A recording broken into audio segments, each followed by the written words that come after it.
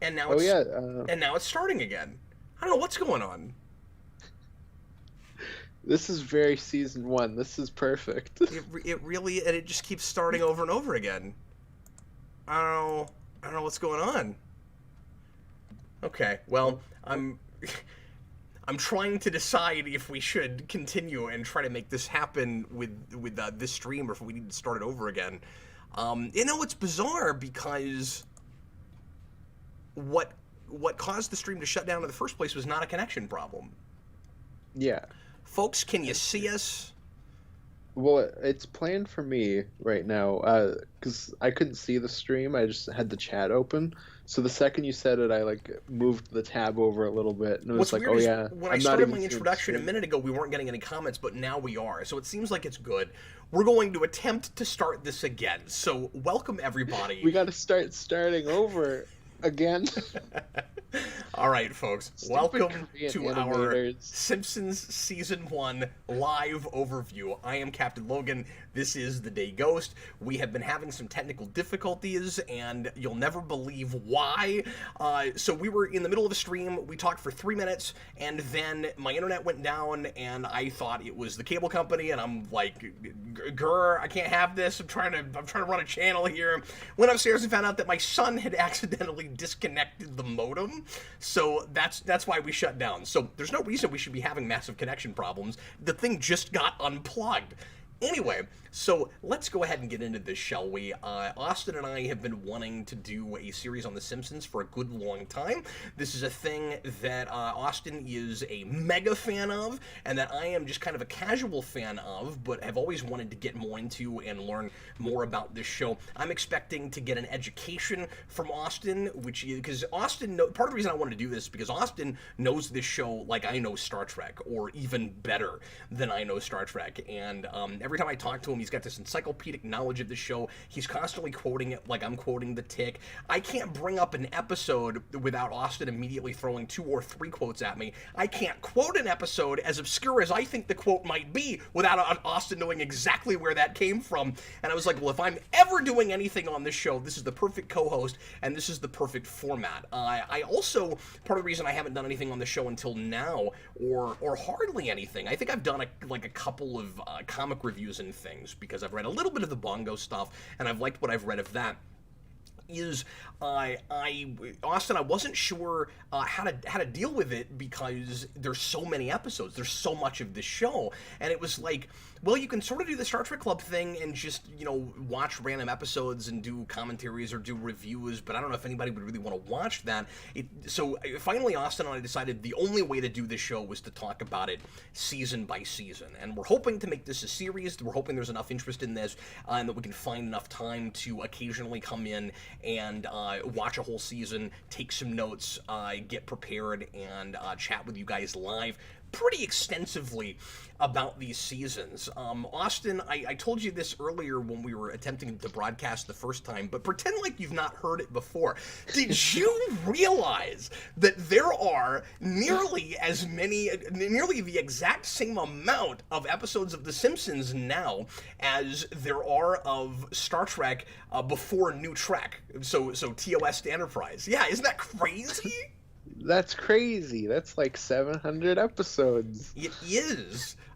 Simpsons just passed 700 episodes. I think it's like 702, 703. And depending on how you count two-parters with Star Trek from TOS to Enterprise, it's like 705. So they have almost exactly the same episode count right now. But The Simpsons was just renewed for at least 2 more seasons, so it's going to Yeah, I pass think it that was pretty quick. 2 or 3. Yeah. Well, Then and when it they will hit get to Star 700 Trek with new Trek numbers. Well, when they hit 700, there was a lot of people talking about when they'll hit 1,000. So, who knows? So, Austin, thanks a ton for doing this with me. It's going to be a lot of fun. We have gotten oddly ultra prepared for this particular episode. I can't promise that we'll be able to, each time we do this, watch other seasons more than once, although Austin, for at least the first several, has seen all of these lots of times, but we both watched this whole season at least twice because it's shorter than the rest of it. How many times did you watch this in preparation for this video? I watched it 3 times, which is good because when I tend to go back and watch through the entire show, a lot of the times I skip season one, not because I don't like it, but it's just if I'm just like I want to watch kind of like classic Simpsons, I tend to just skip straight to when I think it like completely hits the nail down, as opposed to kind of this season, which is more of a prototype. Which is the same thing I do with Star Trek, and I don't want to spend the whole time just comparing this to Star Trek, but it's interesting how much stuff both of these shows have in common, at least with the histories of them, because The Simpsons and Star Trek The Next Generation specifically are both thought of as products of the 90s, but they're both things that start in the 80s, in the late 80s, and have kind of at least one growing pain season that people don't tend to go back to, and that a lot of people think of as like a proto-season, and hit their stride in the 90s, and they're also both two of the like biggest hits of that decade. Like Next Generation was the number one show on television at one point, and The Simpsons was certainly the number one comedy. So yeah, it's weird how much those histories end up paralleling, and they're also both things that very nearly didn't happen. Yeah, well, and even with this show, like it almost got canceled after the issues they had with their first episode. Like it very nearly almost got canceled just off of this season. Yeah, and they almost didn't air it. Like it is pretty crazy. So tonight we're going to talk about, of course, the history of this a little bit. I'm sure, again, Austin's going to give us a bit of a lecture in history about that. I've read up some, but I'm sure you know a lot more than I do. So we'll talk about how this show started, the spin-off nature of it, because that was a thing I had forgotten about. And then we'll talk broadly about the season, and we're not going to go chronologically episode to episode with any of these, because I just think that would be meticulous and take forever, and might be less interesting than talking more specifically about tropes and thematic stuff, and then talking about some of our favorite and least favorite aspects of the season. We'll have a list of categories toward the end that we'll run down, and we'll tell you our favorite episodes, least favorite episodes, that sort of thing. And then right at the end, assuming that the internet continues to cooperate with us like it has for the last 7 minutes, thank goodness, there's a reason I've been talking so fast, we're going to do a commentary on an episode chosen by the audience. And I should mention, you guys can continue to vote if you've not done that yet for one of the 12 episodes that were in the first season for us to do a commentary on at the end of the show. The link to that is in the social media on our YouTube. Let me find that link and go ahead and put it in the chat here, because I had that earlier in the other chat. But I was going to say, yeah, we should probably post it in this chat since that old one's gone. I'm going to go ahead and do that real quick. And we're going to take votes all the way up until we do that. So anytime during the show, you can go to this Quizmaker poll, and you can help us decide which of those we're going to do. And right now, the leader seems to be still Krusty Gets Busted. But not by a wide margin. And second is Moaning Lisa. So there is still a chance for at least Moaning Lisa if some more people decide to vote. So Austin, I would like to start by, since this is our first foray into this series, the beginning of our Odyssey, if you will, not Homer's Odyssey, but our Odyssey, would you please talk a little bit about your history with the show and how you became the massive mega fan that you are? Go ahead. Okay, so I'm going to kind of summarize this a bit more than I did last time. So I watched the movie when that came out at the drive-in, and I liked that quite a bit. And my roommate at the time had the first two seasons, or season 2 and season 3, so I would watch that quite a bit. And then I watched whatever was on TV. And then my dad bought me the first 2 seasons. I went through those and slowly bought all the way up to season 12. And I was just constantly putting them in rotation. There we go. Went from like 3 minutes to barely 1. It wasn't 3 minutes. We'd only been broadcasting for 3 minutes before, I think. But anyway, yeah, I was shocked to hear that you didn't come to this show until 07. That's a year before I get married, and of course, I'm quite a bit older than Austin. I was watching this show some growing up, but like I said, I was more of a casual Simpsons fan. Austin, where is the place that you tend to stop when you're watching through this show? So it depends on when I watch it. I usually just stop when I get bored after watching it for so long. But it's normally around like 15 to 18 or so. But you don't have. Oh, Stephen Murphy said that we had been recording for 13 minutes. And now that I'm thinking about it, we got quite a bit done if we'd only been talking for 3 minutes. But that's what my timestamp on OBS said. So I'm not sure how that happened. But, but now that I'm thinking three about minutes sounded weird to me. I think that's impossible. But at least we didn't go for like half an hour. So, because, if we were just posting these after the fact, we could sandwich them together, but we're doing this live, so it's got to all work out the first time. So you don't have that thing that a lot of, like, kind of diehard purist Simpsons fans have, where there's a place where the whole thing jumps the shark and you just can't take it seriously anymore? Yeah, for like seasons 1 to 8 are like just really classic. 9 and 10, I think both have their moments. But they're like that's probably when the slow decline starts happening, and then after that, I think it just kind of steadily goes down. As far as I've seen, I don't think there's the moment that people tend to say it has where it just goes like, okay, now it's bad, which a lot of people give to the Skinner episode and Yep. season 9, episode 2, which is really bad for that character. I don't think that episode's especially terrible outside of that. And outside of that, I don't think that season's awful. But it's especially funny that people go to that season because that season is kind of a hodgepodge of the show before it because they brought back a lot of earlier showrunners to do like an episode or two. So it's kind of just a mix of different showrunners. That's really interesting, because what I've heard again from some diehards is that, and you're right, it's the Skinner thing. That's the moment where it becomes a completely different show, and where like the comedy changes and it becomes less sophisticated, and it forgets its roots and it doesn't remember what it's about. And you would think that if, and I've never watched that whole season in order. I've never watched any of this stuff in order before. That's part of why I wanted to do this, because I thought it would be an interesting exercise. This first season is weird because I don't feel like I'm watching it in order, because it's aired like totally out of production order, which is funny because it's an early Fox show and Fox is notorious for that. We'll talk about that later, because there were a couple of places where I'm like, well, now this would need to happen before this other thing happened. But anyway, especially with the psychiatrist, we'll talk about that.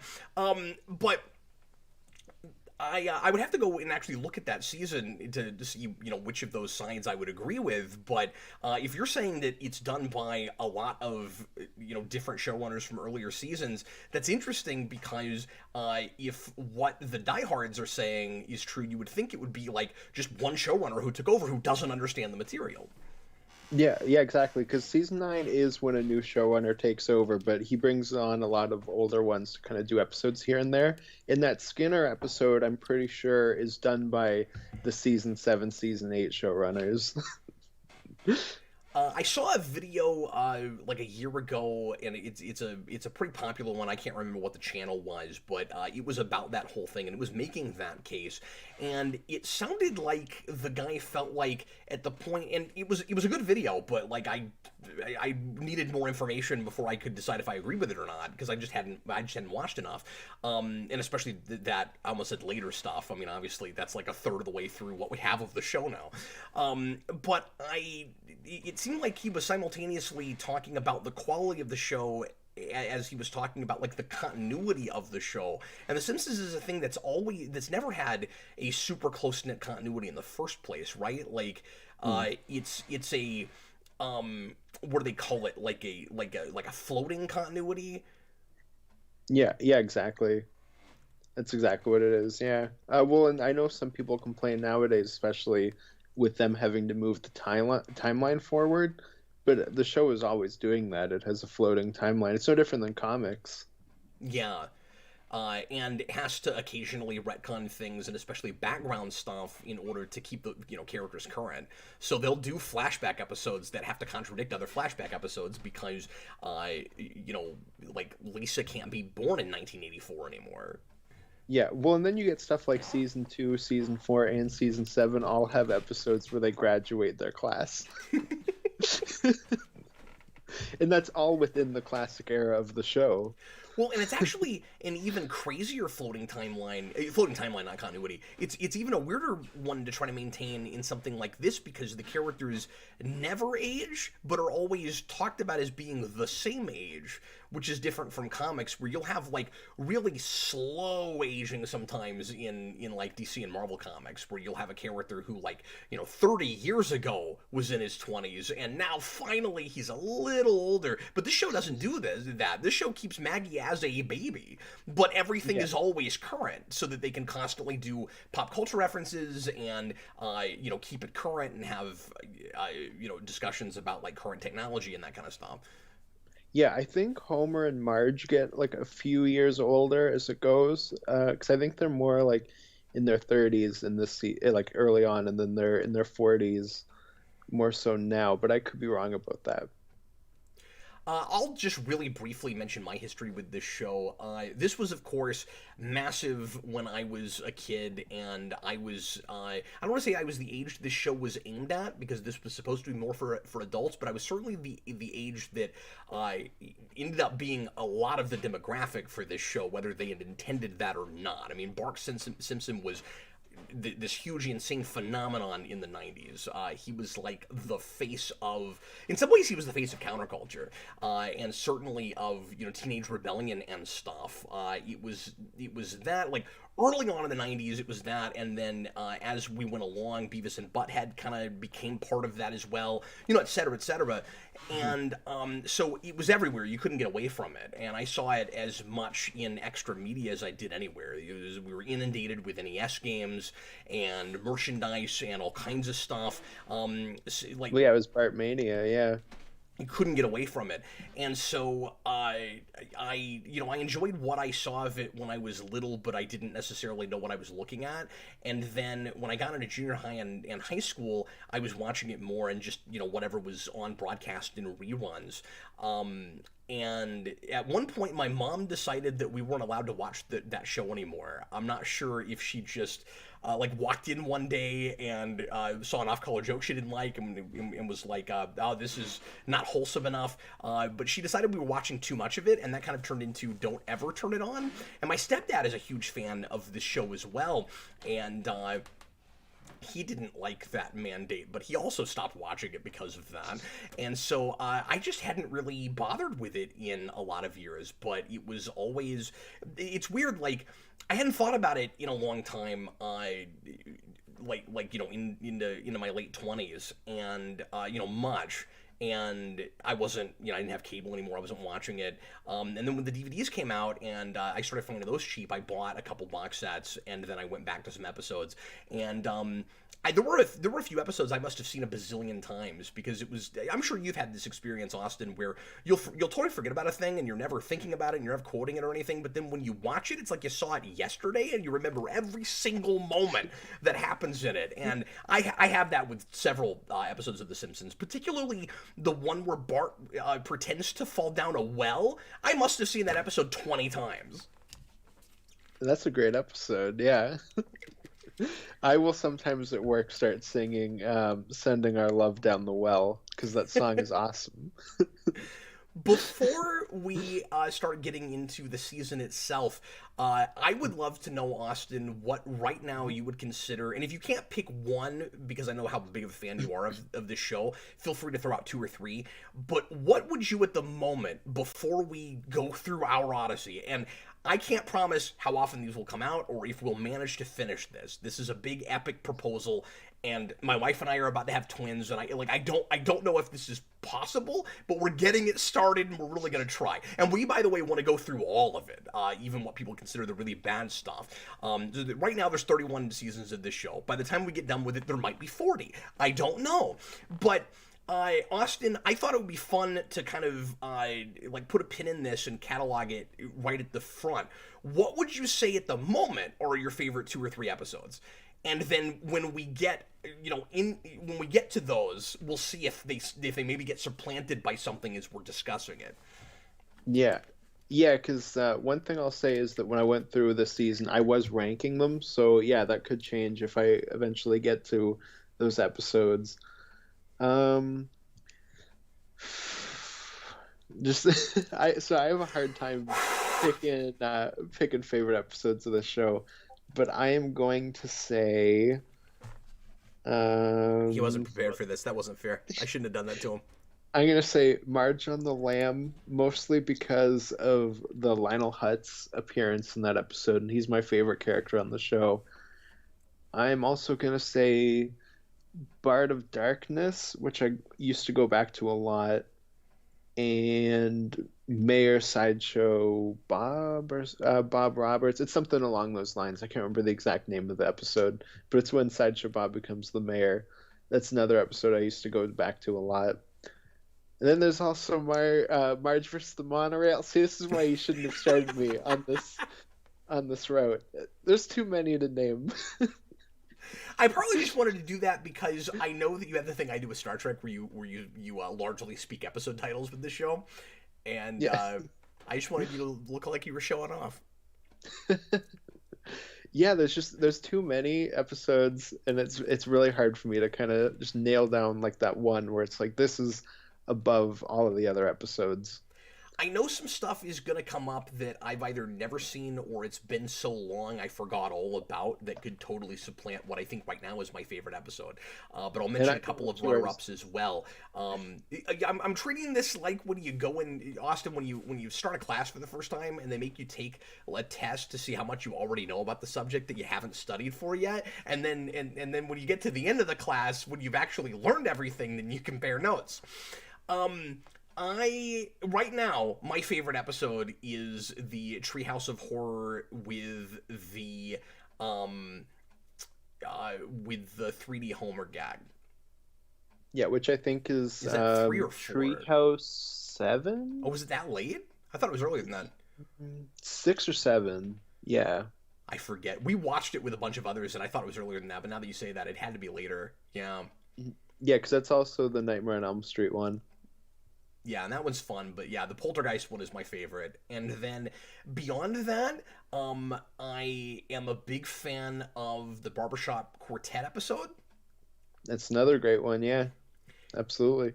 And then the one where the kids all go in together to buy the Radioactive Man comic.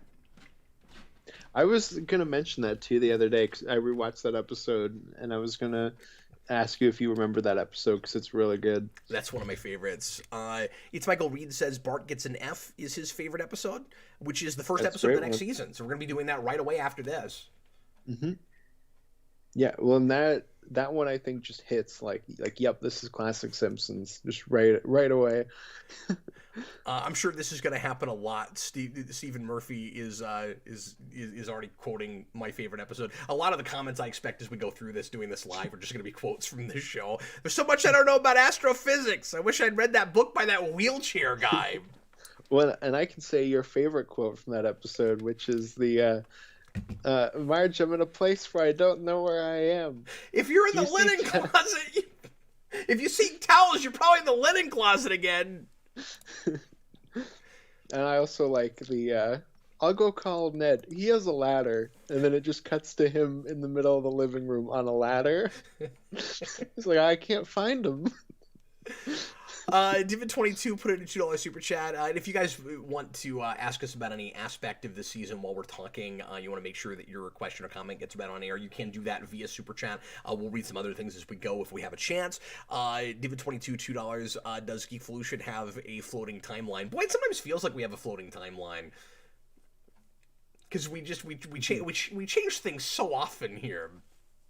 Yeah, and then you have to remind yourself, like, where it's like, did this one review happen in this continuity? I can't remember. Is that decanonicized? I don't remember anymore. I want to pretend like I'm just perpetually like 27. Never age. It's like when I was a kid and I thought my mom was 25 at all times for just several years. I think we all kind of had that. And then you go back retroactively and you figure out like what periods your parents were certain ages. You're like, wow, she was young. Mm-hmm. When I thought she was elderly. Yeah. Philip Kelton, when The Simpsons was good, it was brilliant. The music video Big Big Trouble has a very good understanding of how it feels facing a parent as a kid. So that's Deep Deep Trouble, which is awesome. and that's on the DVD of season 2. And I used to love that when I was younger. Is I it used in to an listen to it all episode? the time. No, it's like Do the Bartman, but I actually prefer Deep Deep Trouble. So Do the Bartman was produced by Michael Jackson, and Deep Deep Trouble is produced by MC Hammer, and they're both just music videos they made Oh, with Bart. interesting. I wish I had held on to the box sets because when it started streaming, I didn't. I had a few of the box sets from the early seasons, and I didn't keep them. And I never looked at special features, so I didn't realize that there are commentaries for what everything or nearly everything. Yeah, there's a lot of I commentaries on didn't. there. I didn't know that, and that makes me sad because this would probably be a better show if I watched those. Yeah. I actually meant to go through and watch all the episodes with commentaries, but it didn't end up happening, unfortunately. But for season 2, I'll try to get to those. Yeah, again, we're wanting to prepare as much as we can, so it's hard to say how often we'll be able to put these out. But let's go ahead and start getting into the actual season, shall we? What we came here to talk about.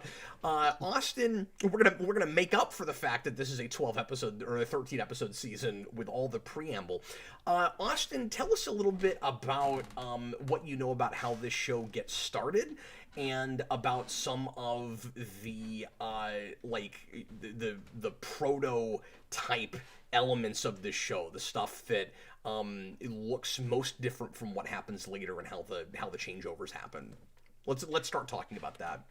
Yeah, so obviously the show originally was a series of shorts on the Tracy Ullman show, which I did not go back and watch for this because, to be honest, I have a hard time watching those. They're not great.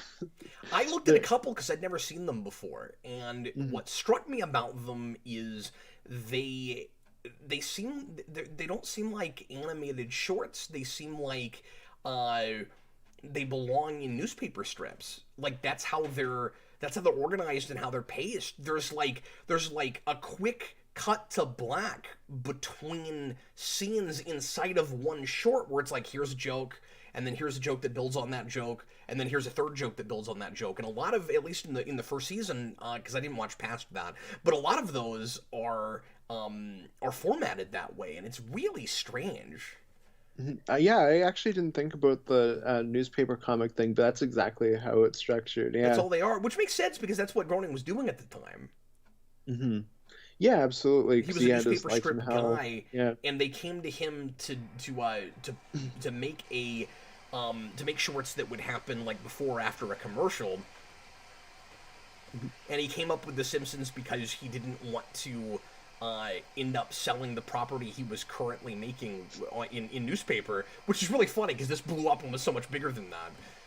Yeah, exactly. I like this and Futurama and probably Disenchanted are far more well known than Life in Hell is. hmm And uh, now I lost my train of thought on that, but yeah. So the show, yeah, That's sorry, go right. ahead, go ahead. So when he came to do this for Fox, Fox was still a pretty early network, so he was kind of given carte blanche to do whatever he wanted with not a lot of oversight, which apparently is still how the show's run today, and was something he had to fight for on Futurama after Fox had become like a bigger network by that point. So this obviously started on Fox when it became its own show, and they had a Korean animation studio that they sent it off to, who sent back the animation for their first episode, which was so bad they had to remake almost all of it in house. And I think Fox, or yeah, I would assume it would be Fox at the time, were like, okay, well, if we get episode 2 back and it's as bad as this, like that's it. Your show's done. And luckily, it was not as bad, and they were able to air that one. So the first episode is Some Enchanted Evening, which had to be moved to be the season finale, and they moved up the Christmas episode in front of it. And a lot of the earlier episodes have like pretty bad animation, especially when it comes to backgrounds, where you'll get just a solid color, like the background is just pink or the background is just green. And then in the back half it starts to get a little bit better and you get like actual detailed environments. And the final episode, which was supposed to be the first episode, has a mix of it. Yeah. And Because it's like half remade, like half piecing together that old animation. I would argue with that. That's Some Enchanted Evening. I would argue with that. Sometimes it's played for really good effect, though, and I kind of wish that they had done it a little bit more after that, because you've got moments like Bart freaking out about something, and then you cut to like a close up of his face, and it's just all red behind him. That looks intentional. That doesn't look like we like didn't animate. We're lazy or didn't have the money. We didn't animate behind it. Like, it looks like that's done for effect. I wish they did that kind of thing more often. Oh, sure, something like that makes more sense. Yeah. I'm more so talking about like, oh, the characters are in the house and just the background behind them is just pink, or something like that. Which you get a lot of You'll in have like those one first few line episodes. that just denotes where the wall cuts off or something. Yeah, and a lot of them, when it's just one color, there's like a patch of white in the corner too. Like, it's not even fully colored. It's very strange. But my favorite just animation mistake with the Korean company that did this was in episode 2, Bart the Genius. Bart's, or not Bart, Homer's eating a banana, and the banana's off-colored because the animators didn't know what a banana looked like or something like that. They were unfamiliar with it, so it's just colored wrong. I didn't notice that when I was watching it. Yeah, it's like a darker, like brownish color. He's just eating It's a rotten banana for no reason. Yeah, exactly. This is That's pretty delicious. funny. Yeah, well, he is a Quidgy so he's like a big oaf. I love Quijibo. I want a T-shirt that says that. I'm sure they make Quidgy t-shirts. I would not be shocked. That's the word that Bart's playing in Scrabble that he just makes up and insists is a word. Yeah, he just uses all of his blocks. And it's just there it is. It's a Quidgy. And nobody believes Lisa that id is a word. Yeah, and Homer, he's like, I got no words, and it shows his tiles, and he has just a fully formed word. I forget what it was, but it was like a really good word. Yeah, exactly. I can't remember what it is either, but it was a great word. Yeah. I had always seen like the prototype designs for these characters that I guess were stills from the Tracy Ullman show, or were just early sketches. And at one time, and I think a lot of people probably thought this, I thought going back to first season, that's what it looked like. Because that's what you always see is like, the early Simpsons. And then they'd already changed that design and kind of fixed it, even though some of the animation is often weird. And it turns out that the reason it looked like that was because Groening was like really rushed to design something really fast to go in the show, so he just like scribbled out the designs of the characters, and they looked like that, and then he expected that they would get cleaned up, but the animation house that did it just made it look exactly what he drew. And so it looked like exactly what he drew, so that's what we got, and that's the only reason it looked like that. So it wasn't that there was an evolution to this like what the characters look like today is more or less what they were always supposed to look like. Yeah, it was all just like an animation mistake. Yeah. It's pretty funny. So things that are not fully formed and figured out yet in the first season, Austin. Every single family member, with the exception of Bart, Maggie, and somewhat Marge. Marge has a few moments where she's wrong, but for the most part, she's right. Bart is like they get him right away. Right away. Yeah, and the same with Maggie, but Maggie's an easy character to nail down in the first place.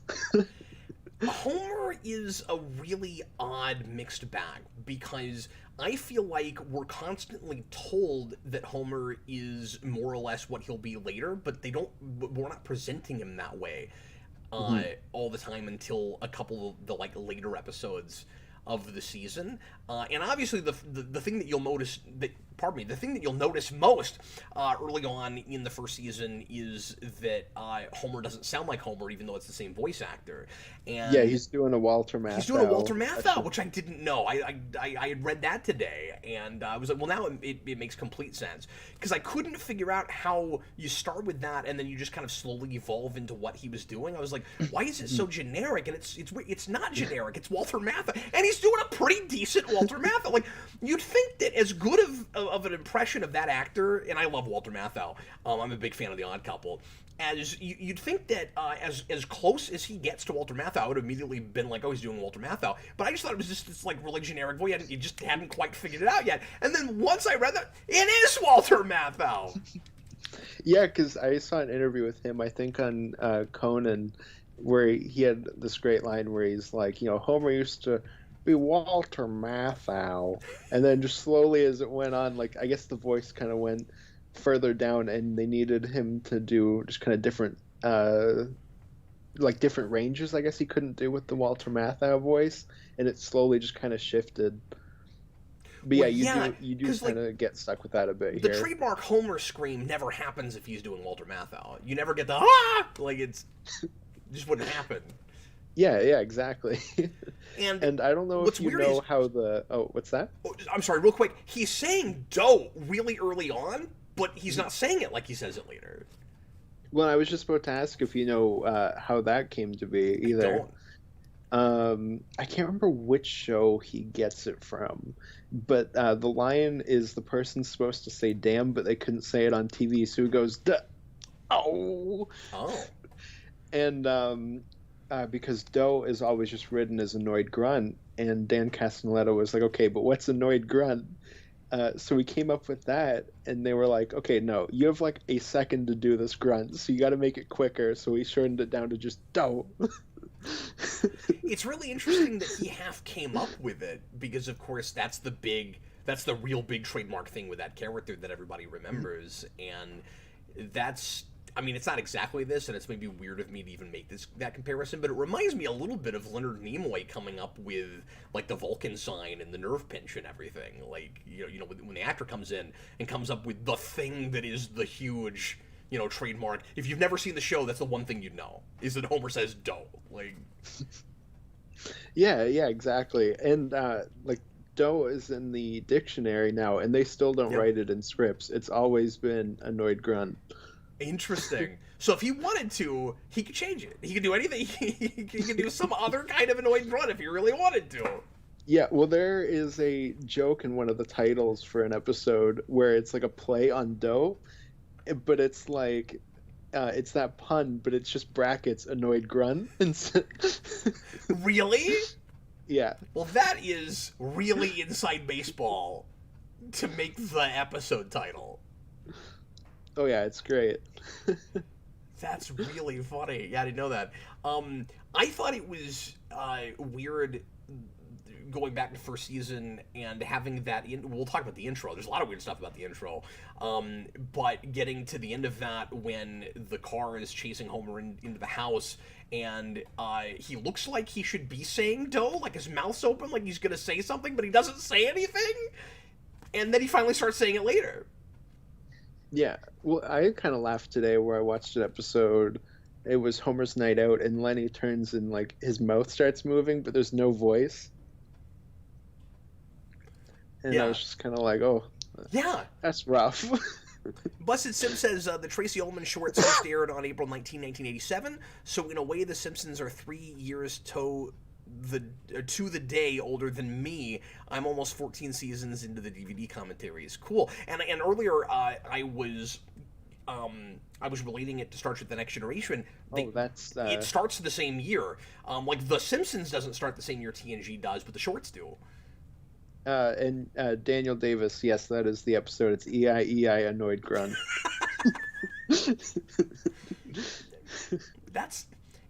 It seems so self-indulgent, but once you know it, you can't disagree with it. You can't argue with it. No, it's awesome. It's a joke you wouldn't get until you knew that, but it's hilarious once you do. That's pretty great. Austin, I read today while I was doing a tiny bit of 15 minutes of cursory research that the there was a poll taken early on when the Simpsons was still just the thing on the Tracy Ullman show, where only 14% of Americans recognized the Simpsons, and 11 months into the TV show, it was up to 85%. Like, that's how fast that show got as popular as it got. Like, I think people think of it as, a thing that hit wildfire in like 2 or 3. First season, it got as huge as it got. Yeah, well, like I'm not American, so I don't know so much about your elections, but like George Bush Sr. referenced The Simpsons famously in a speech. Yeah. And obviously Clinton becomes president in the 90s, so I don't know exactly where that lines up. Yeah, I'm not sure where that would lines have up been either. early on. It would have to be early, obviously. Yeah. Yeah, exactly. Which has one of my favorite responses where he says that Americans should be more like the Waldens and less like the Simpsons. Yeah. And they responded in a commercial where Bart says, "We're like the Waltons. We're just waiting for the Depression to end too." It's hilarious, and I just love how that show was not afraid of anything.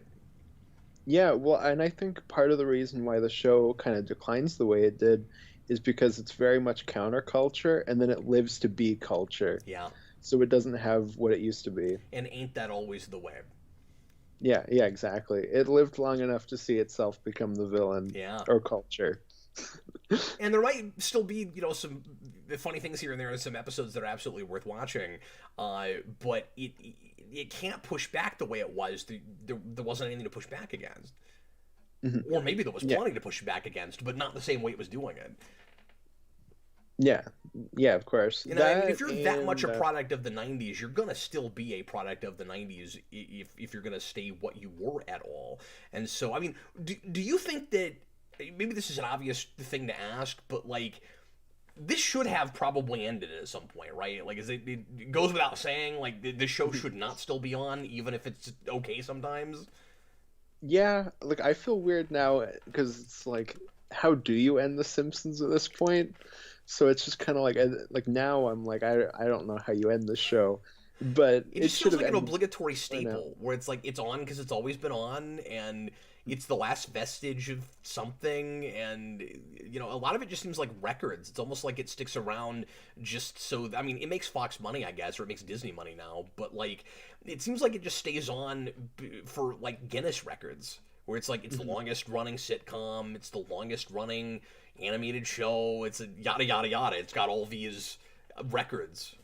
Yeah, well, and I think the second the show ends, Disney reboots, because this is such a big moneymaker for them. It's apparently one of the biggest shows they have on Disney Plus. Like, people are constantly always watching it. Like, it's always on their trending. And we know a lot of people got Disney Plus just to be able to watch this show. And I think that I keep comparing them, and I'm sorry if that's annoying people, but The Simpsons is also like Star Trek in that there are people who watch that show on, like, religiously on like a daily basis. And you can't tell me that there's not still a pretty sizable amount of revenue coming from Netflix just from people that only have that service because of Star Trek. And of course there are some other streaming services that have Star Trek also, but Simpsons wasn't anywhere for the longest time, and now that it's on Disney Plus, and they sold it, Disney Plus, really hard on that show. And then HBO Max did that with Friends, and like I'm sure that helped them some, but like they weren't gonna sell as many ongoing subscriptions over Friends as you were Simpsons with Disney Plus. And I really think there's a lot of people that do not care at all about that streaming service that have it because of that show. Yeah, well, and just for the convenience of being able to watch it anywhere. Well, that's a big reason for why I've kept Disney Plus as well. Yeah, but it was also a big thing because it had never been streaming before, like the entire show like that. Like, it wasn't on Netflix the way Friends was. It was like, here for the first time, The Simpsons is going to be all on a streaming service. And, I mean, I realize there's a lot of people, like we said earlier, that don't watch past a certain point, but there are also seasons that have never been put on DVD. Or at least, for a long time, they acted like they weren't going to keep putting them out. I don't know if they have now, if they've started producing them again. I've never looked into it. I'm pretty sure all the seasons are on DVD, but I don't keep up with that, so maybe I'm wrong. Okay. I would have to look I that just up always 'cause assumed they kept printing them. Yeah, a few years ago there was, I say a few, maybe it was probably 7 or 8 years now, I forget. Time is trucking along. Um, keeps on slipping into the future. I I I remember reading something a few years ago, saying that they had like canceled um, the DVD box sets and they weren't going to keep putting them out. Like they just weren't selling well enough, and nobody should be that surprised about that. And then not too long ago, I heard a rumor that they were putting them back into production again. So I'm not sure what's going on with that, but Oh, okay, maybe, yeah. One thing that people have to do is buy the season 3 DVD set for the Michael Jackson episode. because of the Michael Jackson episode. Absolutely, yeah. Let's talk about a few other, kind of weird early proto things. You've got some voices that are different, not just voices that sound a little different because they haven't quite gotten refined and figured out what they're going to be yet, but also just voice actors that are different. And the biggest one, I guess, is Burns. Talk a little bit about that, Austin, because this was not a thing I'm familiar with, and it's fascinating. So I actually think one thing I realized that I didn't know when we talked about it is so Mr. Burns and Mo were both voiced by Christopher Collins, who was the voice of G.I. Joe, G.I. Joe, Cobra Commander in G.I. Joe, and Starscream and Transformers. He was the voice of both of those characters. But apparently, which I didn't know until after we talked about it, Cap, is for the DVDs they went back and re-recorded for the voices for those characters. So on Disney Plus, it's probably those versions. So we probably didn't even hear his version of it. Oh, weird. But it doesn't sound like Yeah, the later Mo sounds like voice Mo, though. but Mr. Burns, it is slightly different. Yeah, like it sounds deeper, I think, more And so. some of the inflections are just different. Like, because I just assumed that, and by the way, I don't know these voice actors by name, so you'll have to help me out. But Yeah, that and I do, yeah. I thought that the guy who voiced Burns was just going back and trying to do the same voice that the first guy did, and accidentally came up with something better. Well, yeah, and I think that's what Harry Shearer did in the first place. Same with Hank Azaria from Mo. But I'm assuming that the Disney Plus has the re-recorded versions, but I could be wrong. Maybe it was the Christopher Collins versions. I'm not entirely sure about that. I'd have to look into it. Stephen Murphy says the DVDs are currently up to 19. Oh, okay, so they did stop. That's weird, yeah. And I have, by the way, an episode guide that goes up through 20. So for our first 20 videos, I'll be able to use this for reference. That's an awesome book. It's wonderful. Yeah, it has a really cool slipcover and stuff too. I don't have it sitting on the desk here, but in the back, it's got a list of like all of the couch gags, and it's got all of the chalkboards, and like in the this is what the each episode looks like across the page, and what it does is it'll have like the chalkboard gag just like up at the top, like just in a chalkboard. But then I think there's a list of them in the back as well. But it also have like just tidbits that maybe you didn't know and that sort of thing. I wish it got more into production and stuff. It is strictly an episode guide, but it's nice for reference. It's got a lot of quotes and stuff, and it's got a lot of screenshots, so it reminds me at just a glance while we're doing this what happened in what episode, which is really, really helpful. Oh yeah, And I'm sure will be helpful when we have to talk about 22 of them at a time. Oh yeah, exactly. Yeah, especially when we get into like some of the stuff that I don't know as well. Yeah. This is not the easiest book to come by, but I'm hoping we can find you a copy because it is a really nice reference, and you should have it for your library. Well, I was gonna say, yeah, I want it just because that book looks awesome more than anything else. It's great. And some of the notes that you were taking for us, and by the way, thanks a lot for all your work on this, Austin. Or just in this book, I don't have to write them down; they're just here, Oh yeah, for sure. Yeah, because I took quite a few notes for the season, general and both episode specific. What do you know about Smithers and why he looks like he's a different ethnicity early on? Yes, so Smithers, from what I understand, was always supposed to be white or yellow, I guess. But it was an animation mistake where they made him black.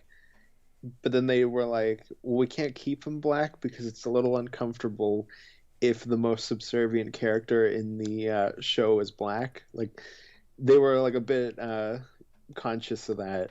So they went back to him being yellow. But he's also not the only person that switches races, because Lou, who is the black cop normally, he's yellow here. Same with the judge when we do the courtroom episode Oh with yeah, because Krusty he's gets usually busted. a black guy, right? Yeah, both of them are white or yellow. And I was unsure about Wiggum. Yeah, because Wiggum's weird because he's like slightly darker, but he's not black. It's more like a And he looks like he has coarser dark hair, yellow. but I can't tell if he's supposed to be a black man Well, or not. he's got a different colored hair. Yeah, Yeah. he's got black hair instead of blue. Just like how Barney, for a while, has yellow hair instead of brown, and Mo has black hair instead of gray. There's a lot of hair colors that change. And I don't know if that's interesting to anybody, but things you notice if you're Austin and you're a giant fan of the show. So you said you don't go back to this too often. What are the episodes that you were least familiar with before we started working on this? For this season? Yeah. Trying to think, because I've seen the Christmas episode probably like a million times. Like, it's one of those episodes I've probably seen the most. Maybe Bart the Genius, but I've seen that quite a few times too. Here, let me just pull up my notes so I can just look at just all the episodes, just all next to each other conveniently. Some Enchanted Evening I knew really well. Same with Telltale Head and Krusty Gets Busted. So I'm gonna say the ones that I wasn't as familiar with are probably Bart the Genius, Homer's Odyssey. That's probably it, honestly. I think I knew, like, those are probably the ones I've seen the fewest amount of times. But the other episodes I knew pretty well, even just from like broadcast. Like stuff like the Telltale Head gets played quite often. So that one I had definitely seen once at least, and Bart the Genius I feel like I had seen before, but the only one that I remembered coming up very much at all was the Krusty episode. And like the Christmas episode, I think I'd seen before, but the Krusty one I must have seen 3 or 4 times. And to the point where I didn't know that was first season. I always remembered that as a second or third season episode. And I think I partly thought that because it's so connected to the continuity of this show. Because we, every time Sideshow Bob comes back, whether we're accurate in referencing it or not, because I think some things get retconned here and there, but that's one that seemed like, really important to the mythology of the show, and so I was surprised it was this early. Like, as we were watching through it for this, I was surprised to see it there. And I had that with Bart the Genius, in that we get just a quick shot of Blinky, the three-eyed fish. Oh, wow, yeah. Is really only a big part of one episode, but is a huge part of the marketing, and we slap that fish on everything for the show. Well, we do that with a few things because Bartman is that way. You'd think if you just looked at merchandising and video games and stuff that Bartman was like a huge thing that constantly comes up on the show, and he's not. Mm-hmm. And that's a big part of my nostalgia for this show. And I was really shocked to find out that Bartman is not that big of a thing in the show. I had a Bartman action figure, and when they put out the action figures for this show, the one I had to have was Bartman. There's a Bartman comic. Yeah. And it's normally, when we do Bartman in the show, it's normally a joke making fun of all that stuff. Yeah, and I think there's one where he tries to get in a Comic-Con, and they're like, "What are you supposed to be?" "Well, I'm Bartman, dude." And this show does have a popular superhero in comics that everybody knows about and talks about, and that's Radioactive Man. And who is designed differently this season. And in Bong... Sorry, say it again. And who has a different design this season. He doesn't have his traditional design in the season. Where does he show up in this season? I don't even remember him. You just get him in like just random comics that like characters will be holding. Like in Bart the Genius, he's reading Radioactive Man. Is that when he's different? Is he reading Radioactive Man with Where's My Spy Camera? No, because that's a different episode. That's Homer's Night Out. Well, no, I know, but was that the comic? Because he had a comic. I'm just wondering what the comic was. Sorry, yeah, I misunderstood what you meant. Yeah, I think so too, because it shows up more than once. It just occurred to me that like he had to be reading a comic because he was looking at comic ads, and that gag is really funny because he's going through all these like impossible, too good to be true technologies, and then the spy camera comes up, and he's like, "Oh, I gotta have one of those," and that is one of my I don't know why, and that episode is weird and kind of creeps me out a little bit, but there's this amazing moment. Where I'm getting ahead of myself. There's this amazing moment where the mail lady comes up to the door and is bringing a box, and they just both together in unison keep yelling, "Where's my spy camera? Where's my spy camera? Here's your stinking spy camera!" Because Bart apparently won't stop harassing her about it, and I love. This is the sophistication of the humor with the show. It doesn't feel the need to set that up at all. It's not like we have to see her show up and he say that before you get like several days of it. It's just we have to catch up. This has been going on for days. And at first, I don't know why they're yelling, "Where's my spy camera?" at each other. And it becomes clear in the scene. They don't have to make, obvious, easy exposition and dialogue. It's just a moment in life that happens. And it's hilarious. And it would not have been funny if they'd set it up. Yeah, exactly. Yeah. No, it's great. David22 says, "Is Radioactive Man Superman or the Hulk?" Radioactive Man is like every superhero combined into one. Everything. He's just whatever they need him to be. Yeah. And I highly recommend his early Bongo comics. Because the 3 or 4 I've read are wonderful. They're really great parodies of just comicdom at large, like the like making fun of big events and Crisis on Infinite Earths and Dark Knight Returns and the big classics. Because it's late 80s, early 90s, so it's making fun of all that stuff at the same time as the Tick was doing it, that kind of thing. But it's one of the better parodies, and it has a really funny numbering system because every number is just a really random number. So it starts with 1,000, I think, and then or maybe it's -1, I can't remember, but it keeps jumping around. So there's like a 438 or something, like like every issue is a totally random number. But I like to collect those. I have a couple. I like that is a collection I'd like to complete. Yeah, I have quite a bit of the main Simpsons book, and I haven't read a lot of it, but I'd like to. I've never read any of the spin-off stuff. Oh, I also have quite a bit of Treehouse of Horror, which I've probably read more of than the main book. Yeah, I've never read any of those, and I've read a couple stray issues here and there of the main book, but I've probably read more Radioactive Man than I have of anything. Oh, for sure, yeah. No, that's interesting. Well, and of course, just with the whole superhero thing, Radioactive Man also has like a 66 Adam West style show within universe and stuff like that. So he's just kind of just whatever they need him to be. Yeah, I know he's got a movie, but I didn't know he had a TV show. Yeah, well, that comes up in the episode where they do the Radioactive Man movie. They flash back to the old 60s show, and it's like Vincent Price is the camp counselor. Oh, you have to do that joke. Of course. So do they have a whole thing where it's like, oh, I hope it's serious now and not campy like he was in that old 60s show? Yeah, they're like, the audiences want a serious movie now. They don't want it to look like that. And then it flashes back to that, and it's like they fight a bunch of people, and it's got like the boom, pow, whatever. And then a bunch of like bikini girls run in and start dancing with them, and then all the thugs get up and start dancing. That's with them. So good. That's fantastic. I can't wait to get to that. And I've seen that, but I don't remember that part. Yeah, that's great. And we talked about favorite episodes. That's also one of my favorite episodes.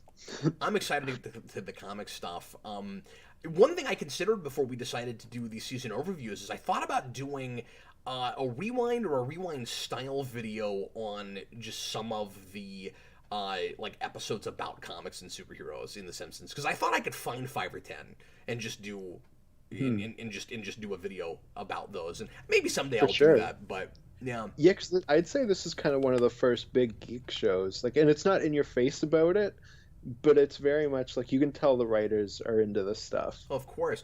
And it's real subtle in the first season. There's not a lot of that yet. But there's not a lot of pop culture reference in general in the first season. We should mention that. Like that because this show becomes known for its celebrity voiceovers and guest stars and people coming in and playing themselves and just constant like mentions of and making fun of TV shows and music and movies and stuff. Not a lot of that in the first season. It doesn't shy away from it. It will bring up things, and I think it is squarely in the late '80s. But in like there's a couple of places where we play like a popular song or something, but it doesn't happen very much. Later on, it's constant. Yeah, well, and early on they didn't want to have celebrities come in and interact with the characters in Springfield. They wanted, if they had guest characters, they wanted them to be, people in this world, and they move away from that pretty quick. But well, and it is a thing. You and I have been talking about this off camera. One of your big observations, which I really appreciated, is that this show, in its first season, is a lot more realistic than it is later. This is a bona fide sitcom. It's a parody of a sitcom while simultaneously being a sitcom, and I think it follows in the tradition of the Flintstones in that way. And after this season, it becomes very much its own thing, and I think it's a lot harder to classify. Where it starts from that sitcom place, I don't think you can even hardly call The Simpsons a sitcom by the second season. It's something else entirely. Yeah, for sure. Well, and it's funny because I think that's something that Matt Groening wanted. He wanted it to be like, okay, like this person falls down a gorge, for example, they can't just get back up and keep going. Like they have to go to the hospital now.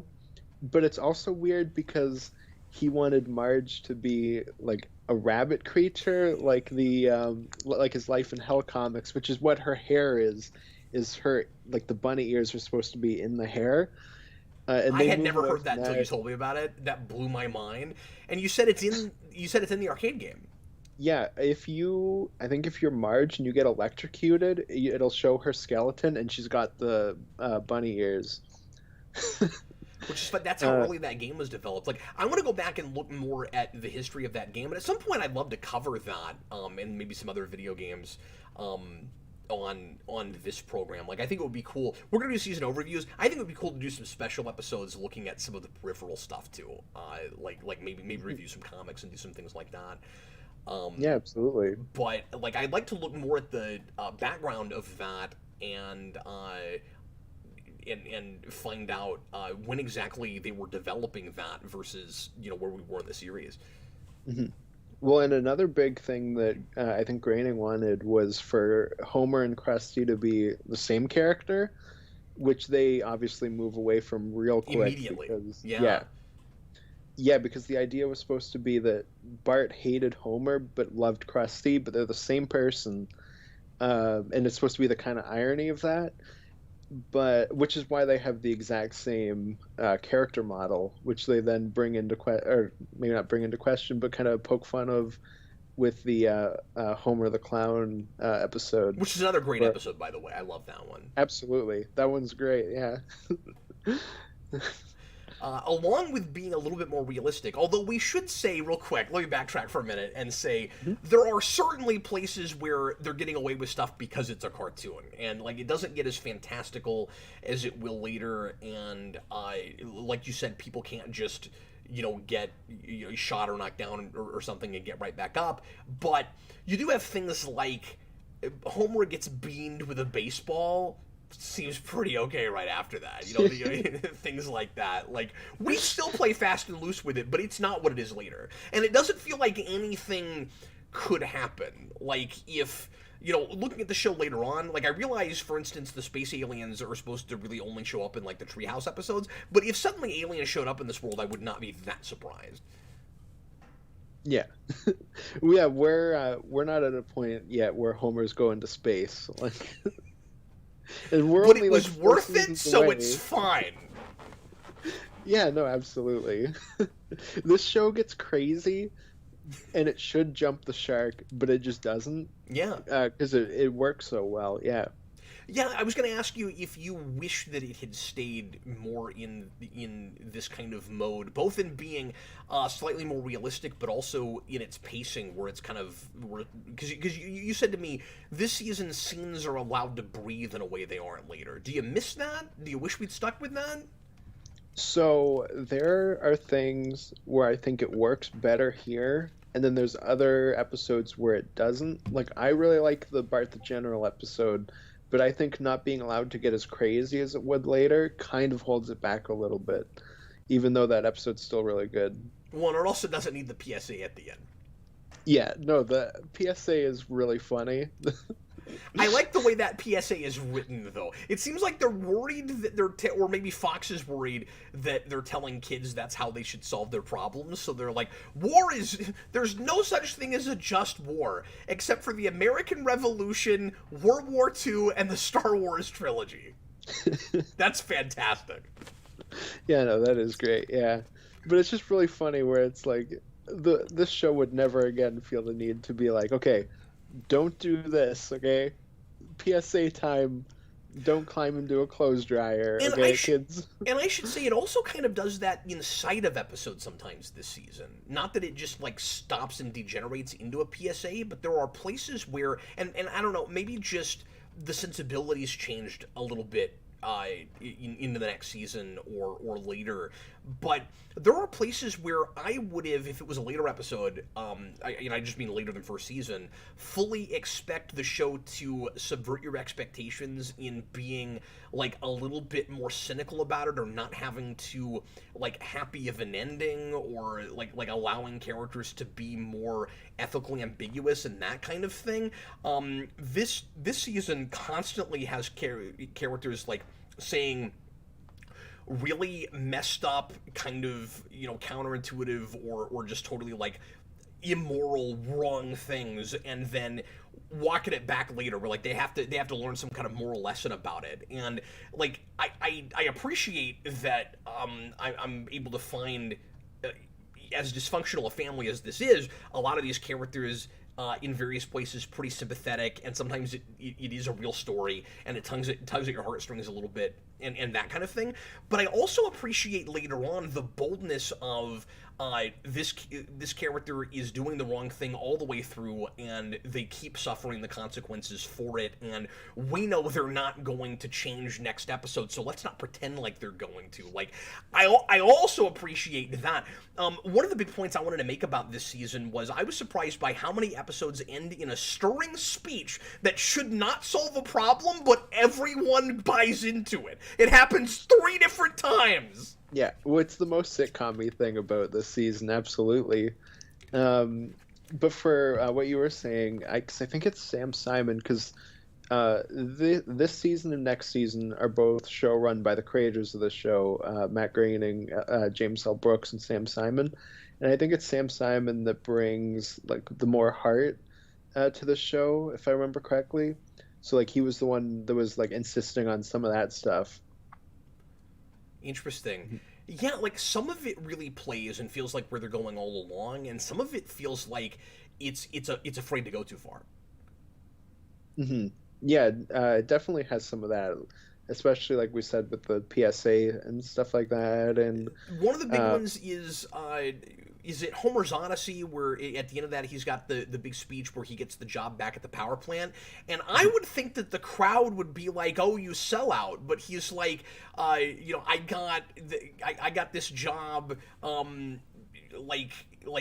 being the safety inspector here, because he's all about safety. He's getting the town to put up all these signs everywhere, and trying to be safer, and it gets really ridiculous. You get like a shot of a park where there's like 50 signs everywhere. It's fantastic, and he's like, at the end, he's offered a job by Burns, and he's not sure if he should take it, and finally he does. And when he does that speech at the end, I would think he'd be, they'd be pelting eggs at him and stuff, but like he gets cheered for it. And the same thing happens at the end of the one with the statue of the head, or with the head on the statue, where the telltale head, where they're in it's bookended with Homer and Bart in an alleyway, and there's a mob after them because Bart has taken off the head of the statue of the town's founder, Jebediah Springfield, and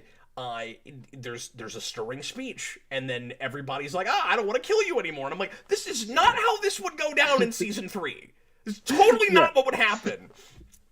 Yeah, no, absolutely. And it's funny with that, just in terms of how the show was made, because you mentioned that it's bookended. That's not how that was written. They made that in editing. It was originally just chronological, and then when they were editing it, they were like, let's bookend it. That struck me as slightly forced, but you know how I feel about that generally. I think that's almost never warranted. Yeah, no, it is strange. I don't know why they decided that. Although, in that particular instance, it was almost worth it just for the joke of how long is it going to take to tell this story? About 23 minutes and 5 seconds. That kind of made it all worthwhile to me. Yeah, no, that is true. That's pretty good. It's a spectacular joke. In fact, when we get to favorite line, that almost supplants the one I wrote down.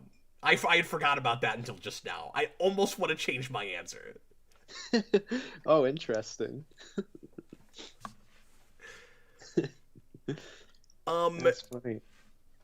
Anything else you want to mention about like the weirdness of the first season and what and you know how it changes later before we move on to some other stuff?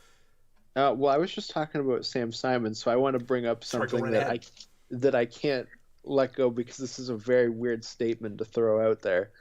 So apparently, according to Jennifer Tilly, who was dating or married to Sam Simon at the time, I can't remember which, but according to her, Bart's personality is based off of the imaginary child that both her and Sam Simon talked about having. Yes. And that's I read that. That's weird. That's very weird. But it's especially funny because obviously the family, their names are based off of Groening's family, where it's his 2 parents and 2 of his siblings, and then Bart is an anagram for Brat. So Which it's is kind of odd funny. Because isn't that still a name before that? Yeah, but I think it's just like, wow, what did we name him?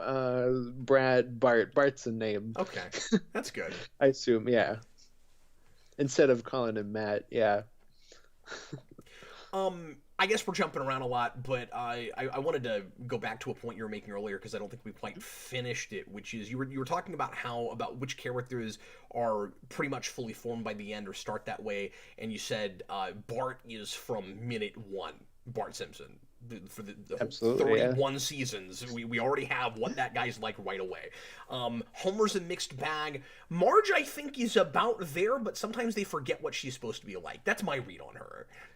Yeah, no, absolutely. You get episodes like There's No Disgrace Like Home, where Bart and Marge seem to be switched, where Bart is like the voice of reason for the family, and like Marge gets drunk and embarrasses them at a party, and then Homer wants to get rid of the TV, but Marge is fighting him about it.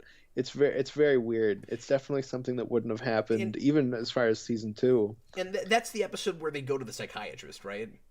Yep. Well, Homer also wants to get rid of all of their savings and all their money to try to fix the family, and Marge is the one who's like, no, don't do that, and that also seems switched. Mm-hmm. Yeah, absolutely. It's that episode kind of just doesn't work. Like, there's some funny stuff in it, but I'll reveal this right away. I'm between 2. That might be my least favorite episode of the season. I think it just doesn't work. Oh, interesting. I feel like, yeah, because that's not an amazing episode. And for me, I feel like it's entirely just build up for the big climax scene, which is like their big joke, which was famous for being in Die Hard 2, I think it is. Yeah, and it just feels like entirely like, okay, we got to build up to this scene. Like, this is the scene. We know the scene. How do we get there? Remind me, what was the joke? Because I'm not immediately remembering what we're talking about. It's when they're like electrocuting each other. Oh, okay, okay. Yeah. I thought you meant maybe something like right at the end, but yeah. No. It does seem like they just want sequence. them. Yeah, where they just want that scene where they're constantly electrocuting each other, and again, like the whole family devolves, and I don't feel like later seasons they would all. I feel like some of them would respond differently. Hmm. Yeah, absolutely. Like Marge probably wouldn't be zapping the kids. I would not think so, no. And yeah, the whole joke is supposed to be that like they're supposed to be like the quintessential dysfunctional family, and there's nothing you could do for them. And there's this like brilliant psychiatrist who spends half an hour with them and he's done. And like that's supposed to be the joke. And yeah, it's exaggerated. It's too exaggerated. It goes too far. Hmm. Yeah, no, for sure. Well, and Marvin Monroe, that psychiatrist, is a character that I think the writers liked a lot, but he was just kind of whatever, and he drops off. That, and specifically because the voice was such a strain on Harry Shearer's throat that he was like, okay, this character has to go. So does he never come back? He will stick around at least season 2, maybe 3, but he drops off pretty quick. Interesting. Yeah, I couldn't remember if I saw him in later seasons at all. I knew he was past the first, but I just meant like, is he gone after real early? Yeah, well, there's quite a few characters here that were kind of setting up that will go nowhere, and then others who do. And then others that are handled differently, like the oh god, I'm blanking, the bully kid. Nelson. Oh, Nelson. Nelson. Well, Nelson has 2 henchmen still. Nelson's weird because, and then I want to get back to Monroe for a second, but Nelson's weird because he has a whole Bart the General. There's a whole episode about him and how he's the biggest, baddest bully at the school. He doesn't have his ha-ha thing yet. That's going to happen later. What you get is in a dream sequence, he goes, ha, ha, ha, which I think it might not be the next time we see him, but next season he will get his traditional laugh, but he laughs 3 times. So it's the regular tone, but he does it an extra time, and then we will get his regular laugh. Oh, so there's a bit of a transition across episodes. And then when you get to Telltale Head, it's like that character does not exist. Because Bart's making a big deal out of the 2 bullies that he's palling around with, and there's peer pressure, and he wants them to accept them, and says that they're like the worst kids, in the town and at the school. And a few episodes ago, we were told that was Nelson, and he's not in this episode and not talked about. Yeah, well, and eventually we will combine Nelson with that trio of Jimbo Kearney and Dolph, I think is the third one. But yeah, Nelson feels almost like a one-off character in this season. Yeah, you almost didn't expect him to come back. But anyway, the psychiatrist guy is weird because watching it in the order that it was aired, which is how Disney Plus has it and how we watched it. If you, and it's pretty easy to tell some of the episodes that were supposed to happen first, but if you're not thinking about it and you don't realize that, you get to the last episode of the season and you're like, okay, they went to the psychiatrist and he couldn't deal with them and he threw them out, and it was like the worst thing that ever happened to him in his career. And then what seems to be later, Marge calls him on the phone on his radio show for marital advice.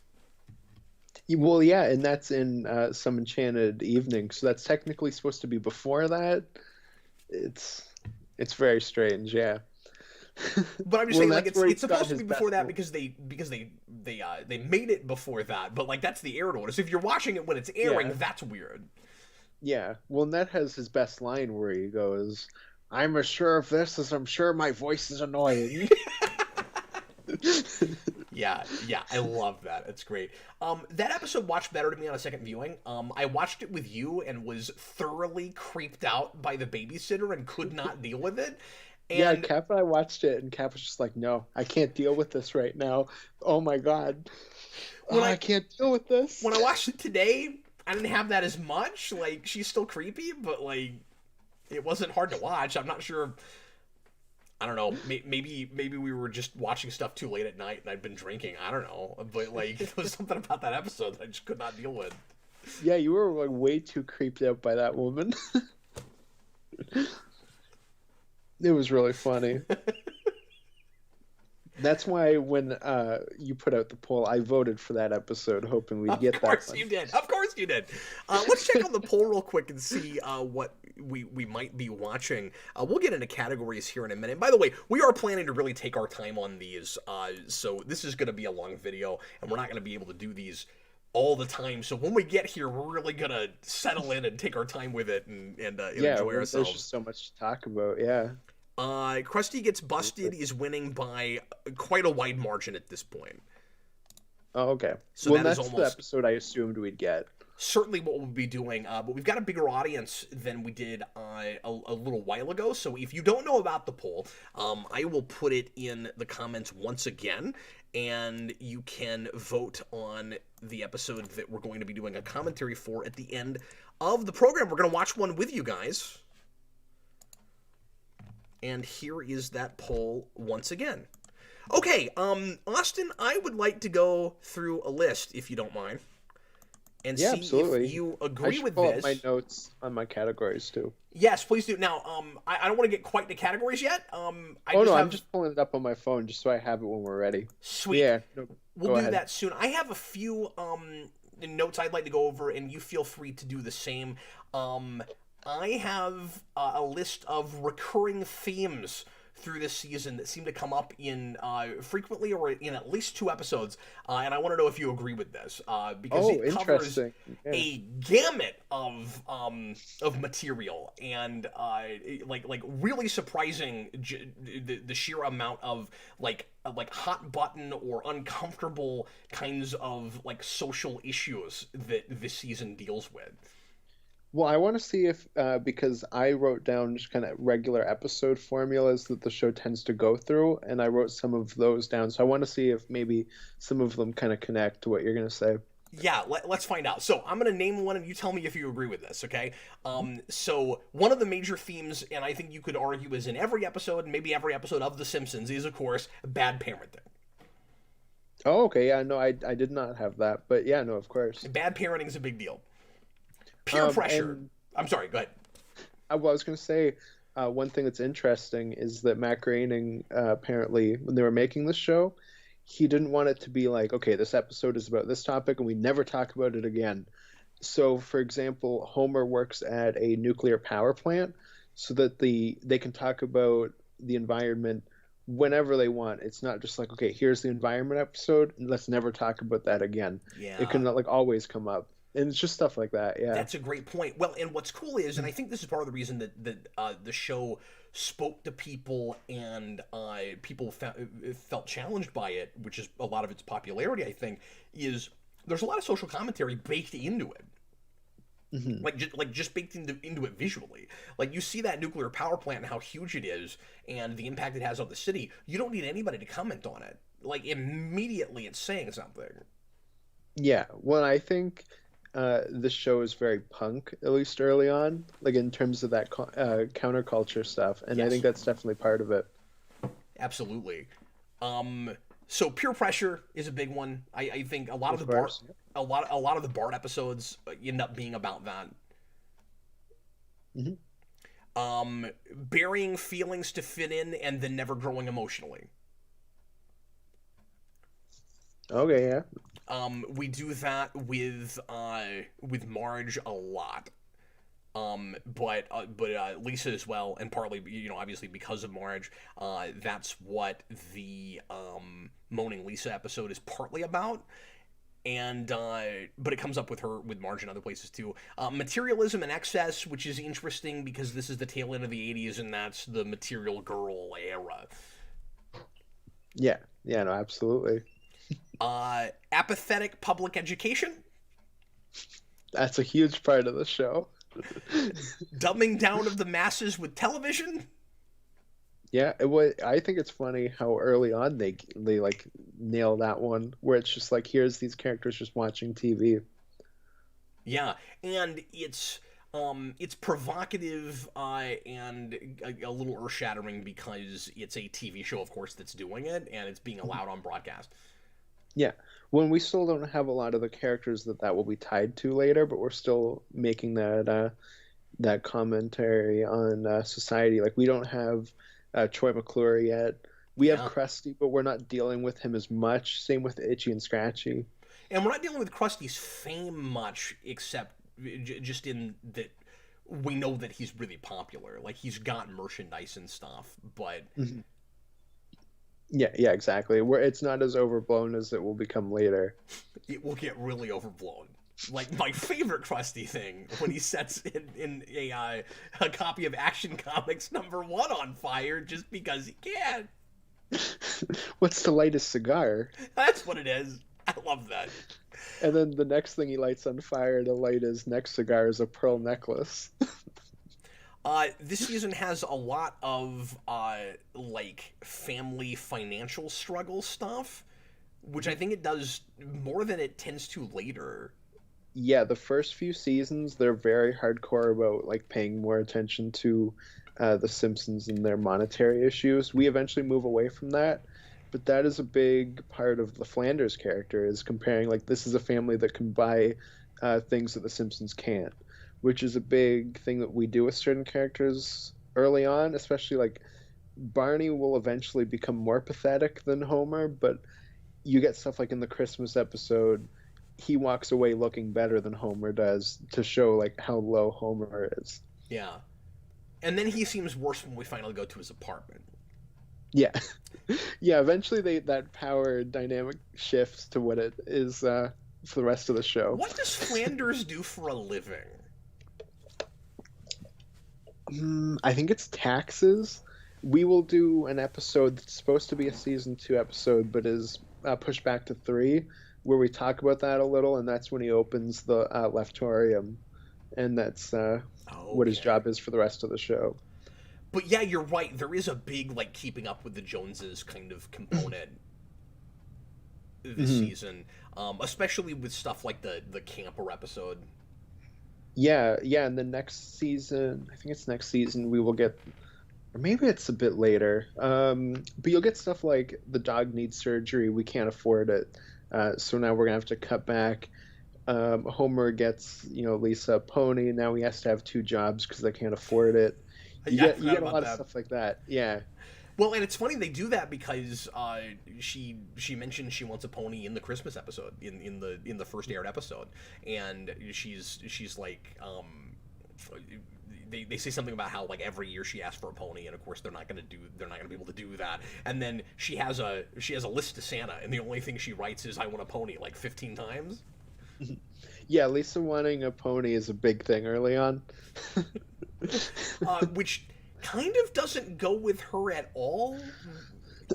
It's kind of just the girl, she wants a pony, I guess, but Lisa's not fully formed yet. Although later on when she is fully formed, if she still has that, the anachronism is kind of fun, where like there's that still like haven't found yourself like immature little girl component to this character who I think arguably is the most rebellious of the two between her and Bart, because he's rebelling the same way that the really typical like 90s teen kid way. He's doing vandalism, and he calls his father by his first name and all of that. But Lisa looks at her parents and has to be the exact opposite. Like if they got along and were and like Homer spent more time with his family and he set a better example, she probably wouldn't feel the need to push back intellectually the way she does. She'd probably even out somewhere. It isn't just that she is a genius, and I think later on they make her maybe too much of a genius. But early on, and especially in Moaning Lisa, I think it's a lot more. I just don't want to be like these people. So she does the opposite. They're anti-intellectual, so she's going to be intellectual. Yeah, well, that's a big part of her character, yeah. It's Bart's a low-level thug, while Lisa is, I'm going to change the system, yes. Rebel. Yeah. Yeah, that's absolutely. Exactly right. So maybe it's not fair to say more rebellious. They're the two sides of, the typical sides of rebellion, yeah. Yeah, it's one of them's more low-level, the other one's more, like a higher level, exactly, yeah. Or it's like organized crime versus, just a guy breaking into a liquor store. Yeah, exactly. That's really interesting. We were talking about money problems and you mentioned the selling of the TV. I want to talk a little bit about continuity. This season is you've got the more realistic thing, but you also have again, episode to episode, we're keeping up more with an ongoing continuity, and we kind of drop that a little bit more as we go along. But there are some amusing like a lack of continuity things even in this season. Like, we get rid of the TV. Homer at the end gets some extra money because the psychiatrist has to give him twice what he was paid because he couldn't help them. Because he basically has like a pizza kind of guarantee. And Homer walks away with more money, so the big positive thing for the family at the end of that episode is, oh yay, we get to get a bigger TV. And then when you get into the next episode, they have the same TV they had in the first place. They never get a bigger TV. It's the exact same TV. Yeah, exactly. And it's funny looking back at it now when you know that the Christmas special is aired out of order, because obviously that episode ends with them getting a dog, and they don't have a dog for the rest of the season. So, like, obviously if you know that it's aired out of order, that makes more sense. But, like, if you didn't know that, it just has that same feeling where it's like, okay, now it's back to status quo again. Well, and it's also interesting that you get status quo changes that stick for the rest of the series, and we don't do a lot of that later on. So, like, you have that with the dog, and you have that with Homer getting his new job at the power plant, and both of those things stick forever. And it makes you think that they're going to keep doing status quo changes, but that doesn't really happen.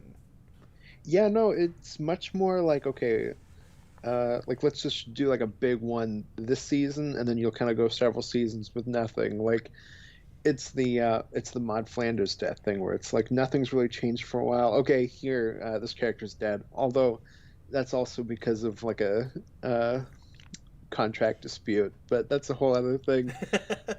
We'll talk about that when we get there, I'm sure.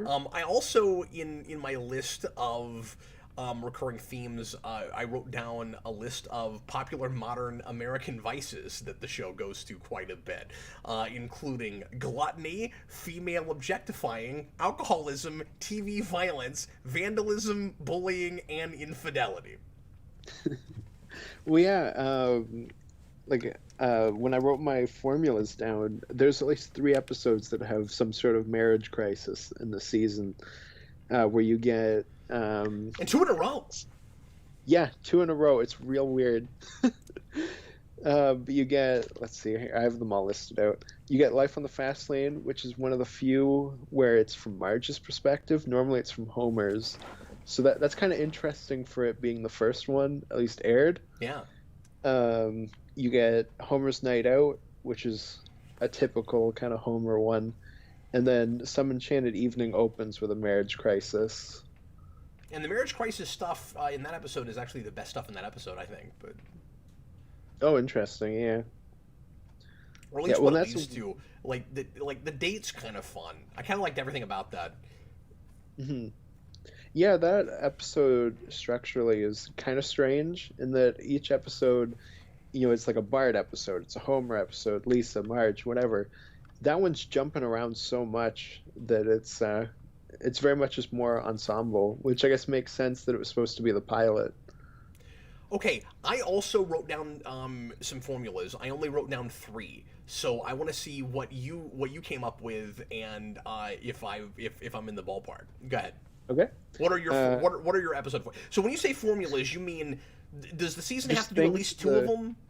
Oh no, I'm just going show in general, like just things that the show will constantly come back to. Sure, absolutely. So a lot of them is just one episode this season. Okay, I didn't do that. I was just doing formulas that I saw come up more than once in this season because I don't know the show as well as you do. So interesting to see what you came up with. Go ahead. So I had obviously Marriage Crisis. Then I have The Kids Help Krusty, which is Krusty Gets Busted. Some sort of protesting episode, Homer's Odyssey. Yeah. And Vacation / Simpsons in a New Country / State, which is Call of the Simpsons and Crepes of Wrath. Oh yeah, Crepes of Wrath also has that. Yeah. That episode is disturbing. Can I just say that? Oh, absolutely. When I was a kid, when I was a kid, that episode scared the hell out of me because it's like, Bart's kind of being tortured, and there's no way for him to get out of it. So when you're a Messed kid, it's up. like you imagine yourself in that situation, and you're like, there's no way out, and that's really scary when you're a But I kid. love the moment where he suddenly realizes he speaks fluent French. Which never comes back. Yeah. Where, yeah, that's disappointing. I had that thought where I was like, oh, if I'd done that, I would have kept bringing that back. Sort of like Powerpuff Girls, where Bubbles speaks to squirrels, and then occasionally she can speak to squirrels. Yeah, exactly. Yeah. What else did you have? Oh, that was all. That was all of them. I only had the four formulas that I wrote down. I did that much more last minute. I wrote them all down like maybe an hour ago, or not an hour ago because we were doing this by then, like an hour before we started. I just had like Bart is a juvenile delinquent episodes. There's like, and I get that he just kind of is Oh, of that way, course. but we do stories about it where he always has to kind of learn a lesson about it, and then we always like backtrack it or forget about that so that we can keep doing that again, like, constant character regression, intentional character regression. I'm not complaining about that, but that's the thing we're always doing. And so so what I did was I wrote down like the basic plots and then what they're getting at. So you've got Bart is a juvenile delinquent, and then those are the child rearing dysfunction episodes. Usually we're blaming the parents. So when we do that, usually it's pointing the finger at Homer. If only he wasn't an absentee parent, Bart wouldn't be like that. And then we have the Homer and Marge on the Outs episodes, which is the marital dysfunction. You talked about that. And then also Homer becomes famous by chance. In the incompetent hijinks episodes. That happens all the time in the show. Yeah, no, of course. And every time Homer becomes famous by chance, no one remembers the last time he became famous. Yeah, but yeah, and he never has the money that he gains from it. That too, yeah, that happens a couple times this episode or this season. You've got Homer's Odyssey where it happens because of something. I mean, I say by chance. That's actually the most proactive he is, where he kind of gets there through his own accord and he earns it. I mean, he goes too far because he puts way too many signs everywhere.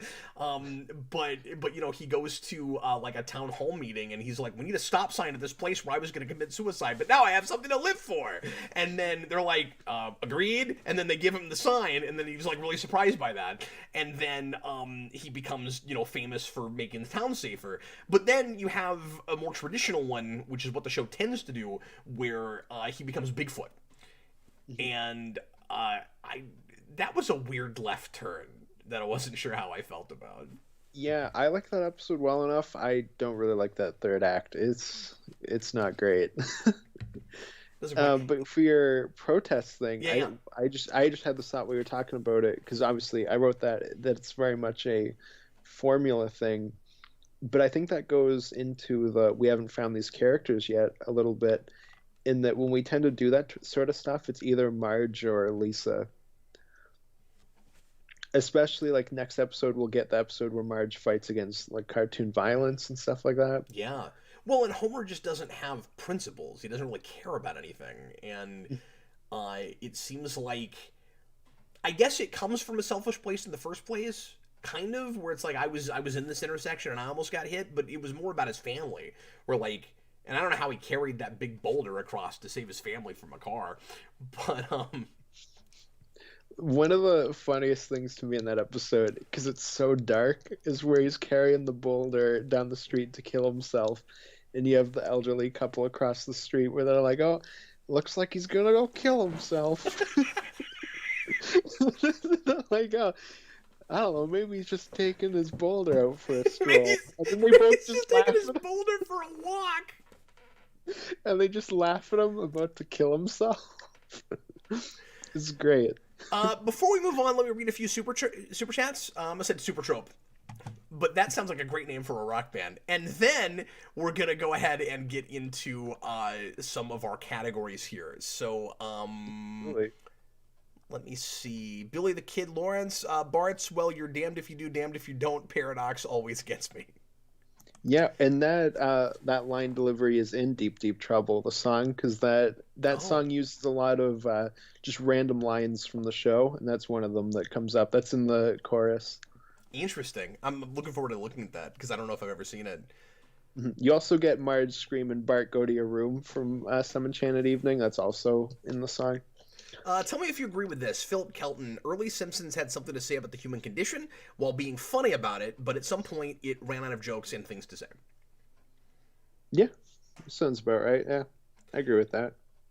I always take a little pause when I hear that because I think it at some point becomes less thoughtful about it, or at least it's not the driving force as much. It becomes more about the kind of typical modern like quick cut joke every couple of seconds, just like get as frenetic pacing, get as much in an episode as you can. It's not really about telling a story kind of thing, but I also like never want to make that assumption until I've looked at a sampling of recent episodes because That's I fair. don't know Yeah. what it's doing now. Like hmm I'll occasionally go in and check in with it, and I'm usually pleasantly surprised. Like it's not the show it used to be, but I'll usually check in and be like, that's not what I expected. Like it's still watchable, and there may be a place where that is not the case. But more recent years, whenever I've checked in and looked at it, I'm like, this is not as good as it used to be. But it's not as terrible as people talk about it. And a lot of the people that go like, The Simpsons is horrible now,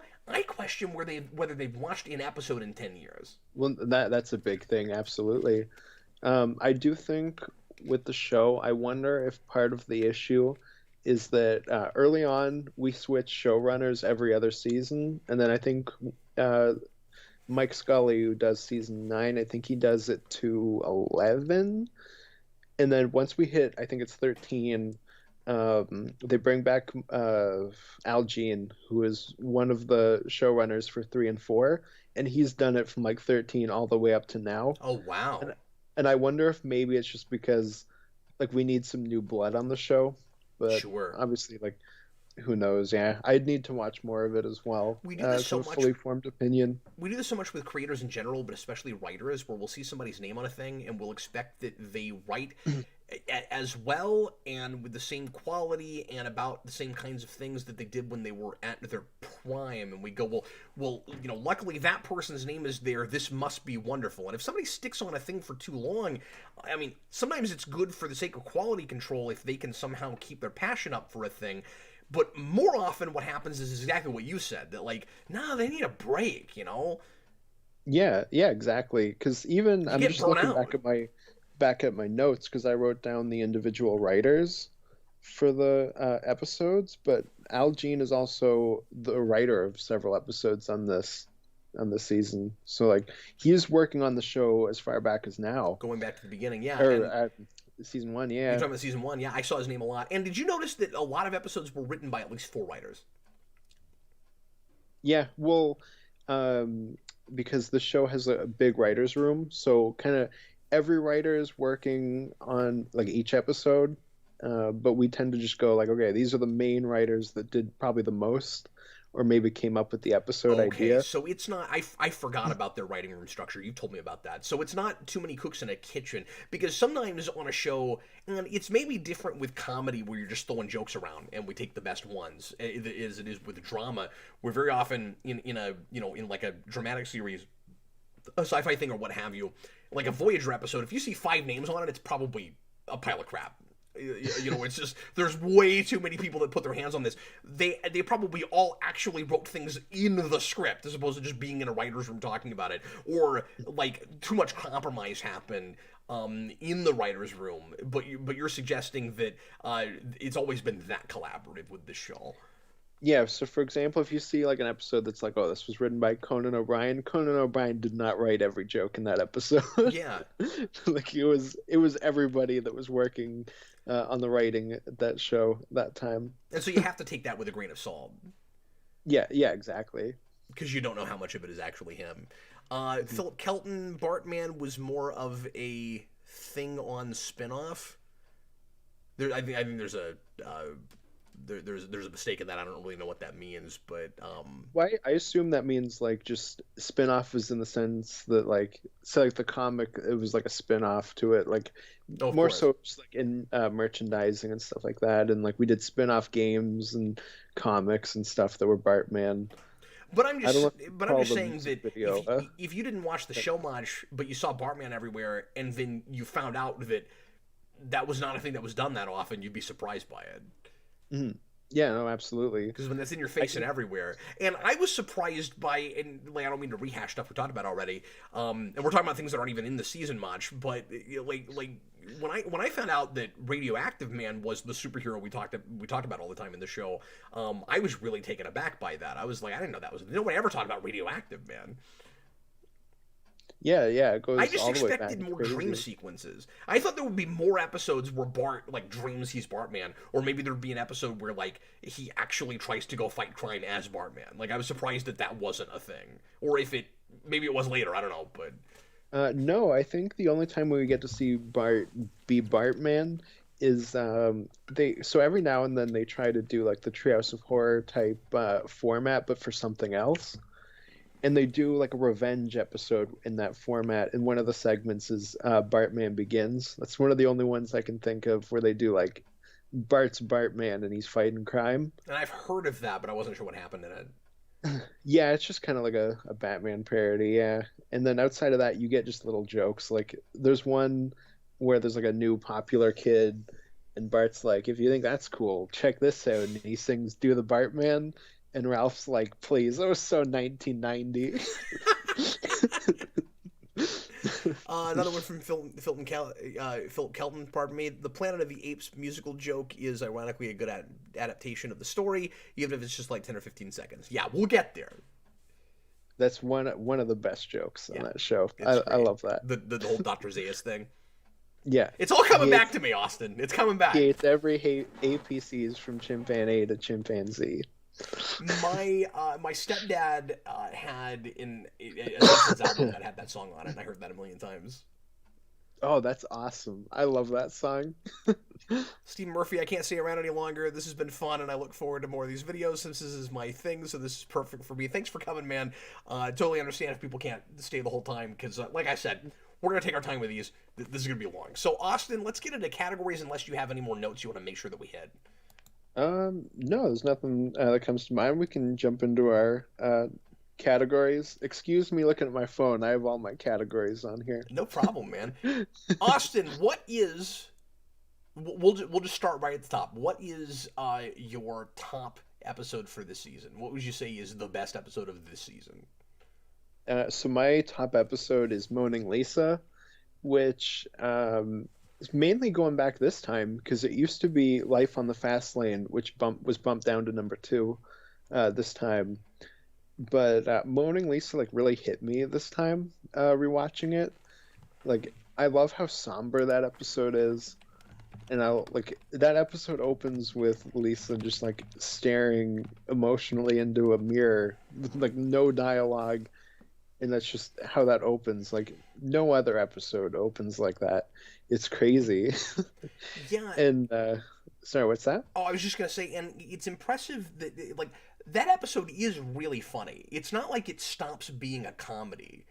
Like some of my favorite comedic moments are in that episode, but like it's surprisingly poignant about what what kids tend to go through in trying to in figuring out who they are and trying to figure out how to address their emotions and what the appropriate way to act on them and respond to them are. And a lot of parents don't know how to handle that. And the bury it deep, you're not supposed to be sad, like smile so people will like you advice is like maybe not in exactly those terms, but a lot of parents end up giving their kids that advice, and it's the wrong advice. Yeah. I think Fred Rogers would have probably hated or would have hated The Simpsons. I think he would have that episode would have really resonated with him because that was the big thing he was preaching with parenting all the time is like you have to allow children to feel their feelings.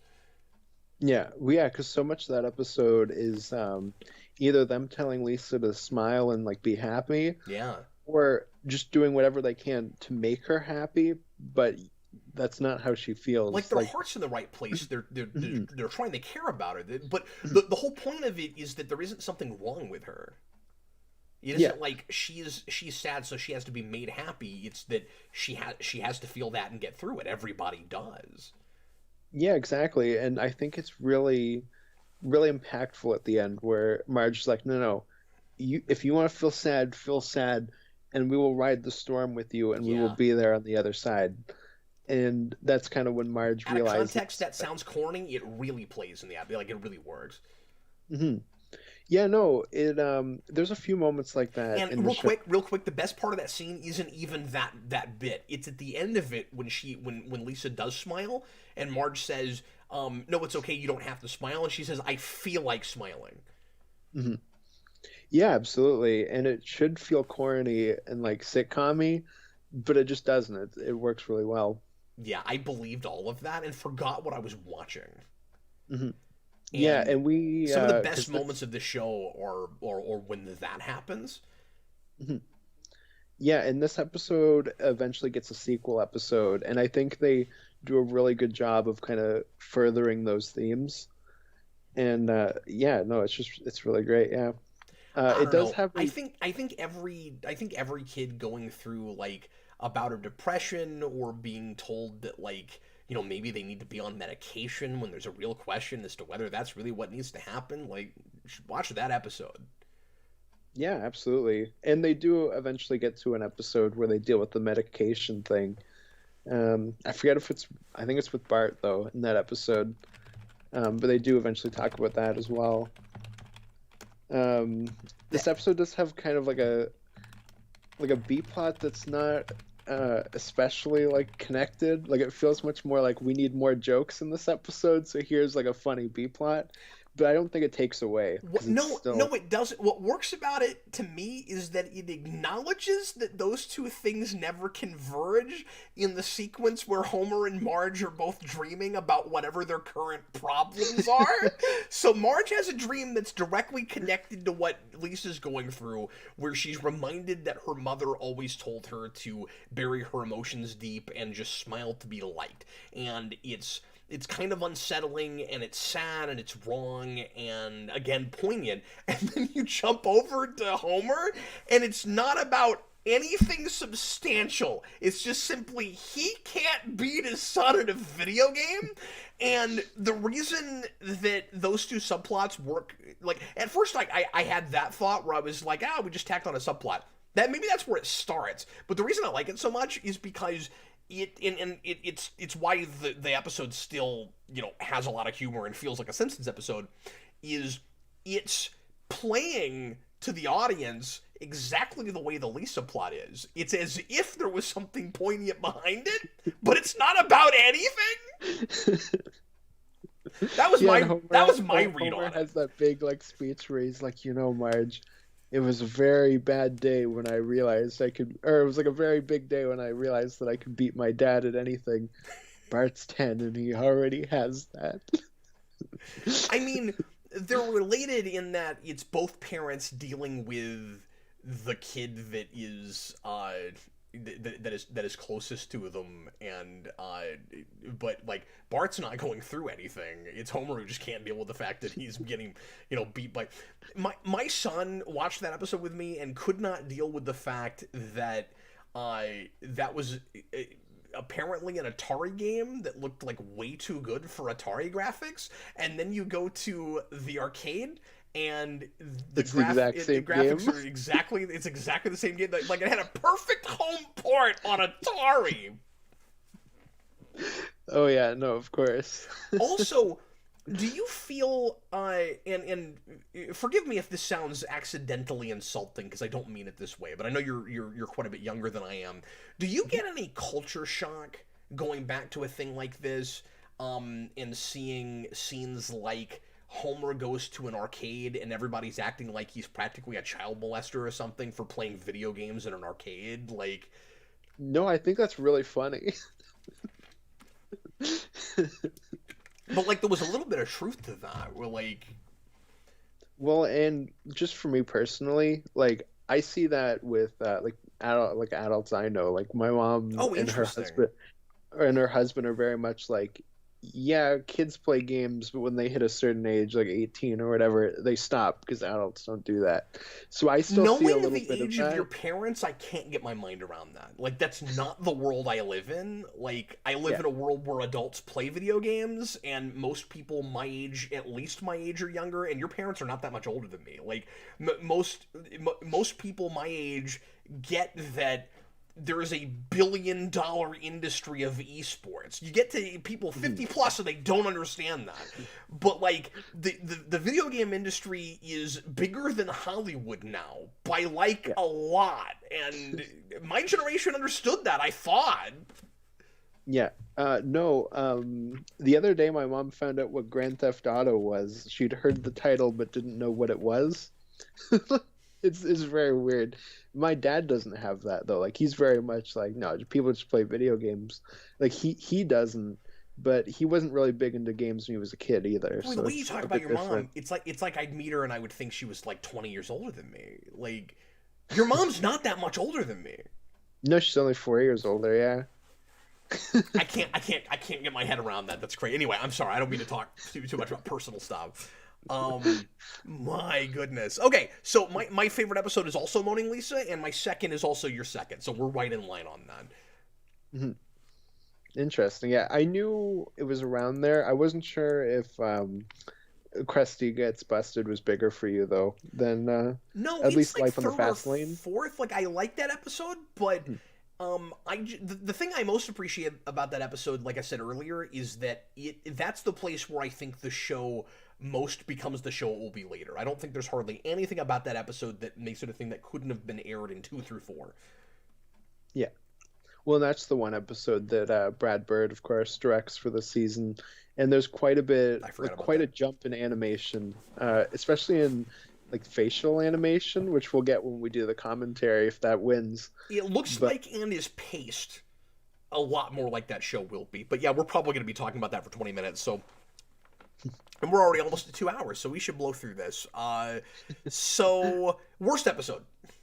worst episode is Homer's Night Out, which is unfortunate because it does have a really good first act, Yeah, especially with that spy camera stuff you talked about. yeah. But I think once it becomes a marriage crisis episode, it completely loses me. I have that, and I just don't think some of the things in that episode are as funny as the people making it. And of course, humor is subjective, but the whole like Homer is dancing with a belly dancer, and then it gets xeroxed, and everybody around town has it. Like It needs to be nothing a worse about that. picture than what it is. Say it again. It said it needs to be a worse picture than what it is, I and agree. it's not. So it doesn't make sense. But the story thinks it's worse than what it is, because they're just dancing side by side. They're not touching or And it anything. also throws Marge under the bus because I don't buy the way she reacts to it.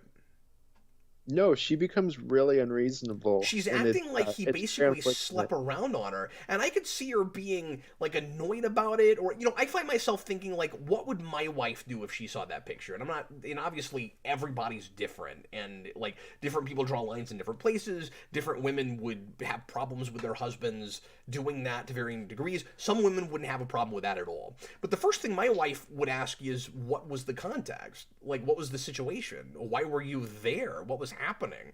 And like it might put her off initially, but she'd ask questions before she would just lose it. And I hate it when people in TV do that. I hate it. I hate the total no communication thing. At least if you're going to have an initial gut reaction and do the Smallville walking away angry thing, you have to have a scene a little bit later where she's cooled down and been, okay, Homer, let's talk about this. And she's just Yeah. awful for no reason.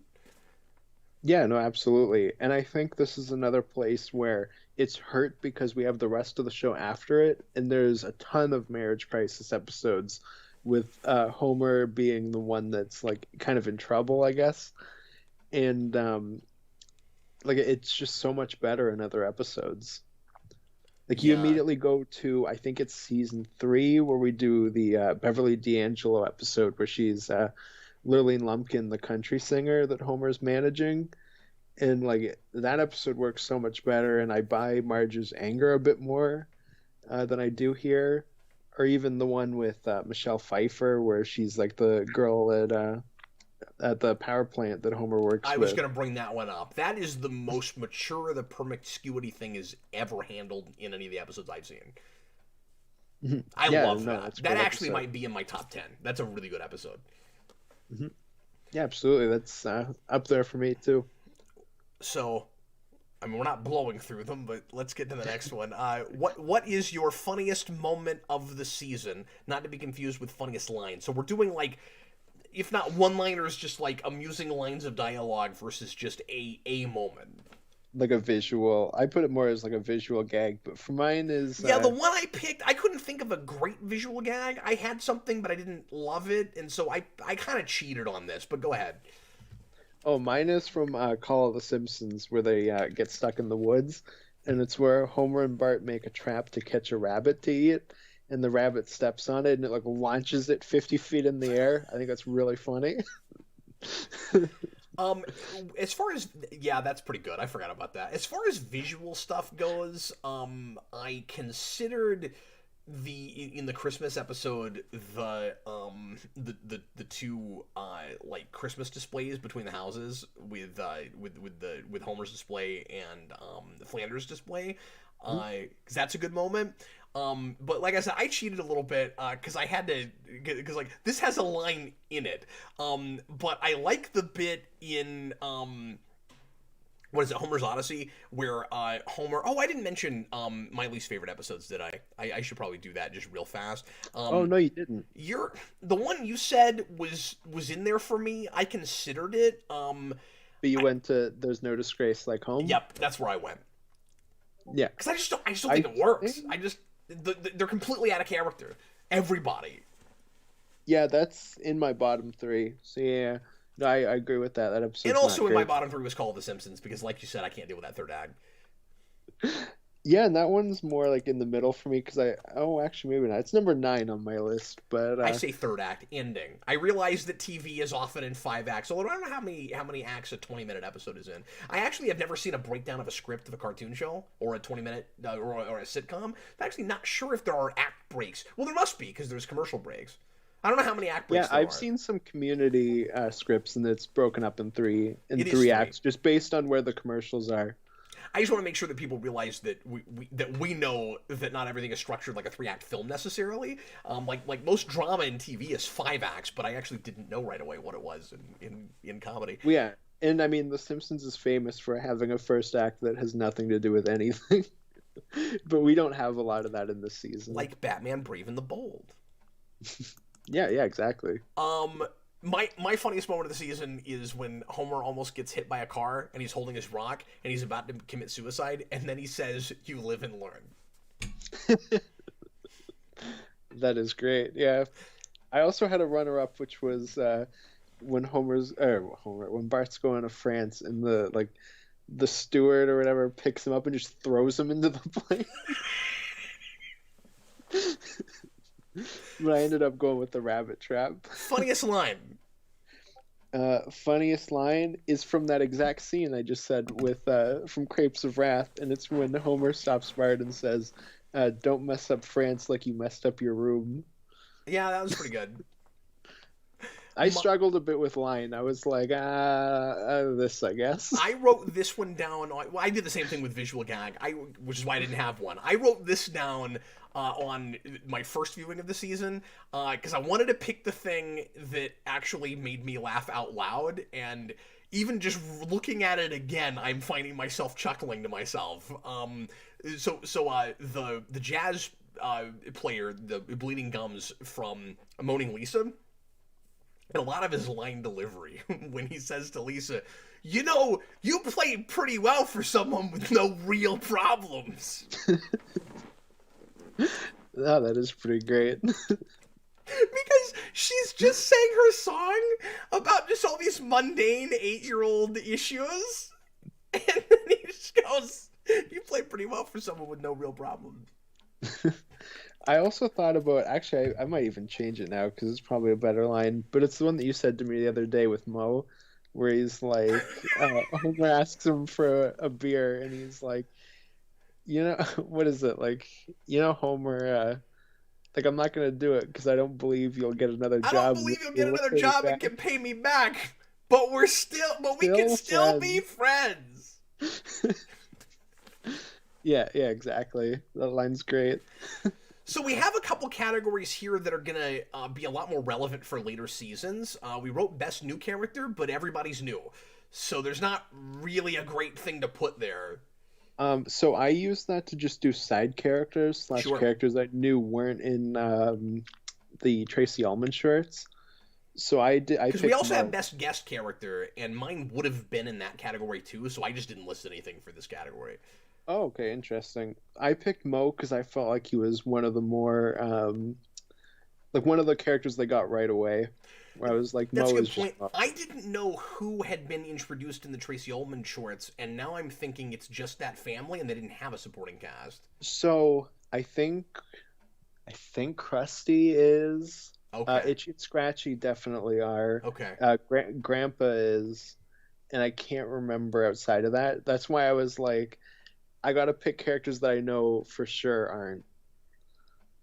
I would Uh, agree with you with Mo then, if we're basing it on the shorts before. Although Smithers we get figured and Burns both we get figured out pretty quickly. that's Even though true. Burns Yeah. sounds a little different, I would maybe if I can't say Mo because you said it, I'd probably give it to Smithers. He subtly already has the romantic infatuation for Burns early on. That blew my mind that they were already doing that. Did you catch that?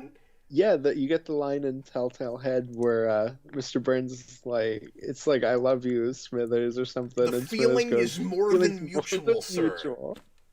Could not believe that was there already. Oh yeah, no, they get that dynamic pretty quick, and they fall in love with those characters, and they are all over season two. And they actually were supposed to have more spotlight episodes just about them, but none of them were made. So Oh, interesting. yeah, Mr. Burns and Smithers are a big part of next season. Best. Oh, I'm sorry. Let me go back. Most legitimately heartwarming moment. So mine is 100% full of cheese, but I don't care because I really like this ending. It's the ending of Life on the Fast Lane, where Marge goes to the nuclear power plant, and then like her and Homer kind of make up, and he carries her out of the power plant. I like that scene quite a bit, and it's super cheesy and ridiculous, but I don't care. We will actually go back to that scene in another category here in a little bit. Oh, interesting. Is that going to be your worst scene? No, we don't have a worse scene, do we? I know, I'm just joking. You're gonna be like, your scene sucks. It's your most disturbing scene. That's what it is. It's my most disturbing scene.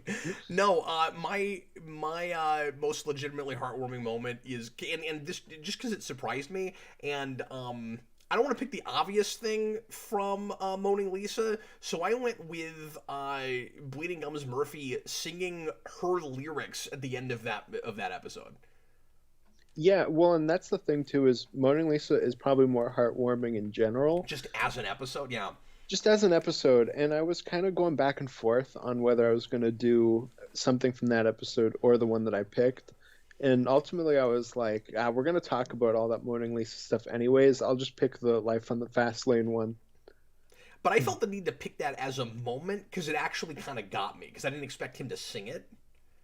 Oh, yeah. Well, everything with those two characters is really great. And it really ran the risk of being like kind of creepy and weird, but It never it just feels works. like that at all. It doesn't even begin to broach that. Yeah. Yeah, no, absolutely. And he's only really in two episodes where he talks to Lisa, but their relationship feels like really fleshed out and I'm just excited really to interesting. eventually get to that sequel because I'm sure I've seen it, but I don't remember it, and I wouldn't have seen it informed by this. Yeah, well, in that episode, I think has the most heartwarming thing in this entire show for me. Cool. Well, So then, yeah, no, like, spoiler alert. yeah, That's what exactly. that'll be when we get there. Best pop culture reference, and this it's harder to pick that for this season because, like I said, it doesn't do that a lot. But did you have one? Yes, and I had it. I just came up with it today, and it's like it's probably not like if it were in another season, it wouldn't have won. But it's from Bart the General. It's when they do the famous the Navy soldier kissing the woman in Times Square. It's where they do that with Lisa, and she immediately goes, "Knock it Knock it off." off! That's good. My favorite, and if this was in a show any later than this, I probably wouldn't pick this because we overuse this to death these days, but I don't think it was referenced as much in 89-90, so I felt the need to write it down. Mine is Sideshow Bob at the end of Krusty Gets Busted when he says, "I would have gotten away with it too if it weren't for those meddling kids." Oh, of course, yeah. You gotta Yeah, have it's that also line. great. It's like obligatory now, but I think that would have played cleverer in 1990. Yeah. Well, and Sideshow Bob always has great lines when he's being taken away. Yeah, I'm Yeah. excited to see more of those because I don't remember a lot of them. Like I know I've seen some of them, but I don't know what Well, in the happens in all of next them. episode with him, it's like he's being taken away, and he's like, "You can't keep me in prison. The Democrats will get back in office, and when they do, I'll be back on the streets." God. Oh yeah, we're gonna have to start dealing with like with like politics and stuff in this show because there's almost none of that in this season. Yeah, and this show has my favorite thing with comedy and politics, in that we make fun of both sides, Yeah. and it's not just like, "Look at this one side, aren't they ridiculous?" End of the episode. Well, I'm curious to see how well that holds into the later seasons. Yeah, no, for sure. I always say my go-to for political humor is the episode where Bart gets an elephant. There's a part where his elephant's kind of rampaging, and it breaks through. It's like a Republican party, and it's got a big sign that says, "We want what's worse for this country," and he like breaks through it, and you're just kind of like, "Oh, that's funny." And then he immediately breaks through a Democrat one, and it just says, "We don't know how to lead anything," or something like that. Yeah, that's really fun. Yeah. This is another thing that'll be easier to do in later seasons because there'll be a lot more of it. But best music choice. Mine was just the entire scene between Lisa and Bleeding Gums Murphy. I wasn't sure if you meant like like popular songs being played or just music in general. I So I think when I picked that. wrote that as a category, I meant either popular stuff or like made up songs because they do a lot of musical stuff in this show. Well, And that's what I assumed you meant too, yeah, and that was kind of the only really thing that was coming to mind. So I jumped to that. the only one Oh, I found was, and this is where that scene comes back. So the scene where Homer goes in and grabs Marge, and they walk out of the power plant to applause, and Homer said, "This is one of the other great lines of the season," where he says, we're going to the back seat of my car, and I'll be back in 10 minutes."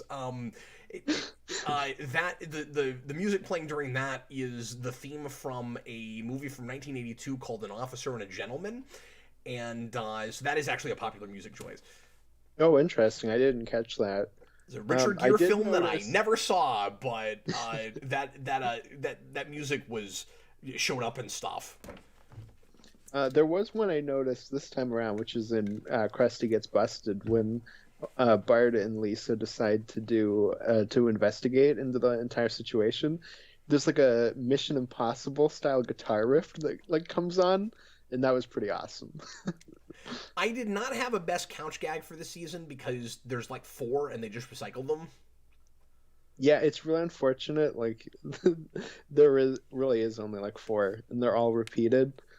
Mine though was all the family like runs up to the couch. They all sit down, and Bart goes flying up in the air. And the reason why I picked it is because it's the only one that I've ever seen where when it flips to the TV and it's giving you the characters or the creators, like Bart comes flying down in front of the TV, and I've never seen it continue on to the TV part. Oh, I So I didn't was like, even think of that. I'll give it to that. Yeah, that's fair. Yeah, but yeah, overall they're not really super great this Maggie season. has a different colored outfit than she will the rest of the show. Just in the intro, she's just wearing like a white onesie. Yeah, and in Call of the Simpsons, her outfit's purple too. So yeah, there's some miscoloring and stuff like that too. Yeah. You know what? I meant to talk about the intro, so we should do that just real briefly. Hmm. It's longer than it will be later, and it holds on certain bits, like just a tad longer. Like the clouds at the beginning, and like even into the chalkboard, I think it holds a little bit longer. But it's got a whole bit that never shows up again, unless it's in season 2, and I don't remember it. But the thing at the bus stop with several characters that do not look like they belong in The Simpsons. Yeah, no, I think this intro is just for this season, but yeah, no, there's stuff like that that's just weird. Same with you follow Lisa riding her bike more than the regular intro does, Where because you normally have it's just that her coming up to the You have that house. straight on shot where she's riding like this, like that goes Yeah, away. yeah, exactly. And the reason the intro is what it is because Groening wanted like a solid minute long intro, so they didn't have to deliver on as much animation week to week. That's funny. I think that intro has a little bit in common with the one from Batman the Animated Series, in that both of them are kind of like a little mini episode or like short in and of themselves. Oh, And for sure. they both tell you kind of everything you need to know about the atmosphere and tone and even subject matter of what you're about to watch. Like, I'm not saying that you understand everything about like Bruce Wayne's personality looking at that Batman intro, but at least you know what kind of show you're getting yourself into and what that character's about. Oh, crime fighting, and he doesn't mind dealing with like low level thugs because he wants to clean up the streets, right? With the Simpsons, you understand the basic prevailing character traits of every one of those characters without any line of dialogue. Yeah, absolutely. You get every single one. Homer's an oaf at work. Bart's like in trouble at school. Lisa's like overly creative and stifled at school. Maggie like gets into things and she's a baby. Marge is a warrior. Yeah, yeah, exactly. You hit every single like major character beat for each character. Yeah, it's true, and it is really impressive that you get all of that just in the intro. And of course, we can't go without mentioning the Danny Elfman theme, Of course. which is super classic. And apparently, he wrote it in just a few minutes on a napkin. I've heard that too. Yeah, it, which is nuts because it's very quintessential Elfman, but it doesn't sound like he's ripping off anything else he's ever written before. Like it's a completely unique melody. Mhm. Yeah, no, if you know Elfman's work, you can definitely hear his style in it, but it doesn't really like there's no hints of like Batman or Spider-Man or like any Burden thing Mm-mm. kind of coming into it. Absolutely. This might be one of my favorite Elfman themes too, as Mine well. too, because it just so perfectly captures the the atmosphere and the idea of that show. It's wild that comes together as easily as it does. Like I feel like, and I say this a lot about music, but I think that theme has got to be 20 to 30% of the popularity of that show. Yeah, I wouldn't be surprised. That's one of those themes that like every school band learns to play. Like, yeah, no, of Uh, course. my favorite chalkboard gag from this season is the second, or maybe the first one, because you I don't think we're gonna have the same one. because you don't have one in the Christmas episode, and I was surprised by the couple of episodes that didn't have intros, and I assumed that they didn't make the intro yet, and those were episodes that were made earlier, but I don't know if I'm right about that. I'm not sure Uh, why some of them don't have intros. it's just because the episodes were too long, so they couldn't fit the intro into it. That was my other theory. Yeah, they cut it for time. Okay, that makes sense. I will not waste chalk. Yep, that's mine too.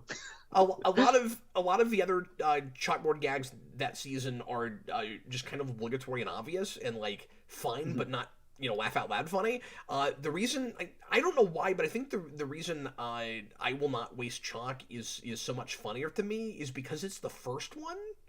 Yeah, yeah, exactly. Yeah, it's the very first one, and that's just what it'll be like moving forward. It's always the chalk gag. I mean, jokes And are always funnier when you explain them. It's funny because he's wasting chalk to write "I will not waste chalk" 100 times on a chalkboard, but it's really funny. It's the first one they thought of, Yeah, or the yeah, first one we exactly. see anyway. I don't know sequence wise when that episode was made, but Hmm. Yeah, no, for sure. And like you said, a lot of the other ones are just kind of more obligatory and kind of just had to be there for the first few, where it's like, I will not ride my skateboard down the hall, or like, I will not call my teacher hotcakes. Was Yeah. it garlic gum is not funny? What were what were some Very of the other ones? I will not instigate revolution, Yep, yeah, that was which is one. funny because that's the one right after Bart the General. I assume it's not intentional, but that's kind of funny to me. I will not draw naked ladies in class. Like, that's kind of obvious. Mhm. I did not see Elvis. Yeah. Yeah, I forgot about hotcakes though. That's kind of that's kind of funny. Anyway, oh yeah, and the last two didn't have them because they didn't have intros. Who is your MVP character of the season? It's Could Bart. be anybody. It's Bart because Bart is the most like boom, here he is, and he's one of the best characters on this in the season. And he's the reason that that show immediately hits wildfire and gets the popularity it does. Yeah, I had the same thing for the exact same reason. Yeah, exactly, because I don't think like I mean, obviously it's all subjective, but I don't know if like anybody could come in and be like there's anybody other than Bart that's the MVP for this season. Like he's firing on all cylinders. Our last category is best guest character. So this one I feel like is also obligatory, and I will try not. I'm gonna limit myself to not repeat for other seasons. So I'm just throwing it out now, which is Sideshow Bob, Kelsey Grammer. I would have said that if this episode had not been in this season, but for me, it has to be Jacques from Life of the Fast Lane. That guy is fascinating.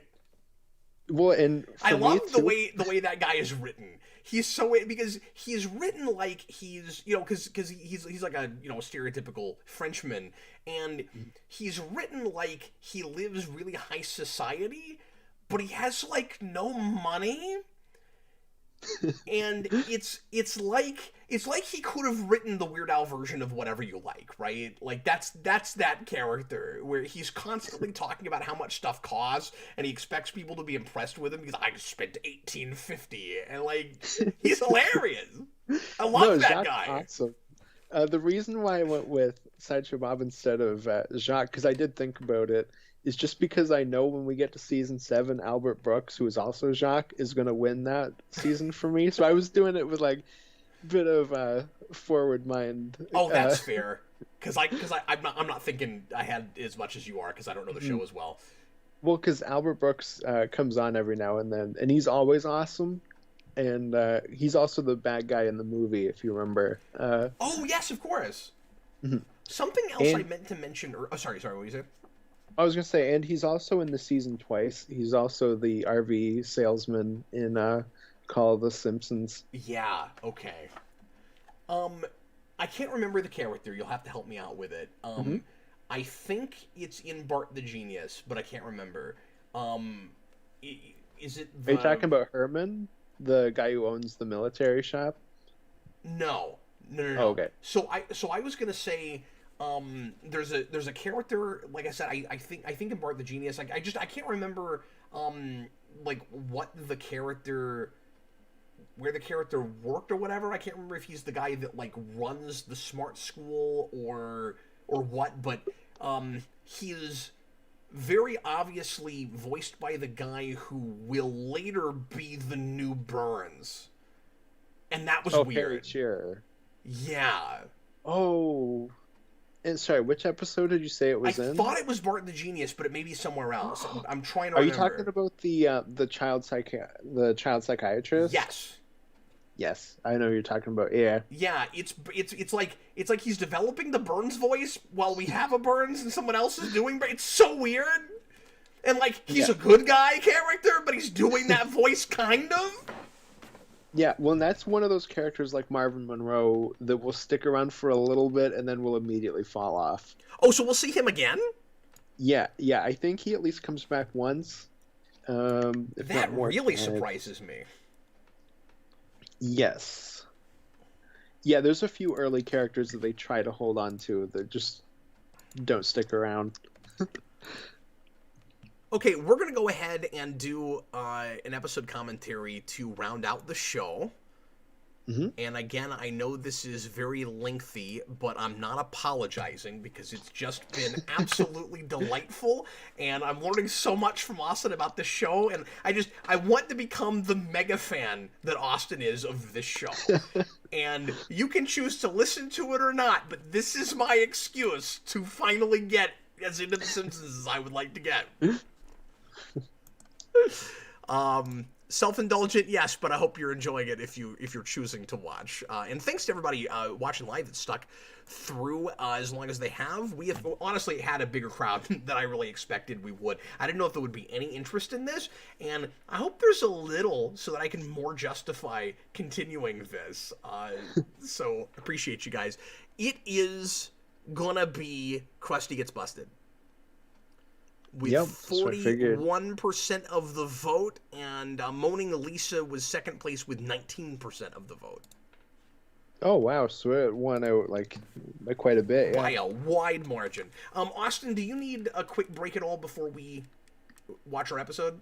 Well, now that you offered it, I could use a quick run of the washroom. Sure, let's do that. So everybody give us like just 2 or 3 minutes. We'll both be right back. And if anybody pops into the comments and is wondering why they're looking at blankness because I did not make a screen for this, please let everybody know we'll be right back in a moment and that we're going to be watching an episode all together, and you'll want to rig it up so that you can watch it with us. So it is in the first season, of course, and it is, sorry, I'm actually sitting on the wrong season for some reason. It is the penultimate episode of season 1. It's episode 12, Krusty Gets Busted. We're going to all watch it together while Austin and I continue to prattle on about season 1 of The Simpsons. And we will see you guys again in just a couple of minutes.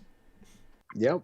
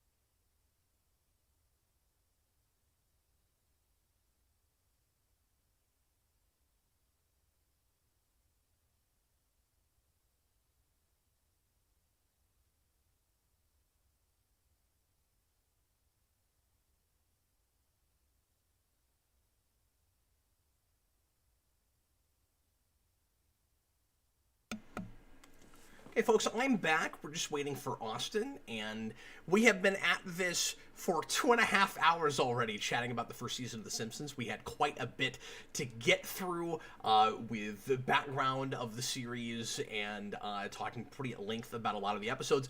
We're going to do one more thing for you and then get out of your hair. We're going to watch an episode all together, and we let the audience select it, and the audience picked by, again, quite a big margin, Krusty Gets Busted, so we're going to be doing that as soon as Austin gets back. I want to thank once again everybody for joining us. This has been an absolute pleasure for me, and I'm really itching just to get into season 2, start watching that. Like I said, I'm not sure how often we're going to be able to come back and do these, but we're going to try to get through the whole show eventually, or at least a bunch of seasons. Tom says he's fading fast. That is fair. Yeah, it's already after midnight here, and for a lot of you guys I know, probably on the East Coast, looking at 1 o'clock at night. And I hate that we're having to start stuff as late as we are these days, but again, really cool that we have any audience at all starting at 9 or 10 o'clock in the evening. Hello, Austin. Welcome back, sir.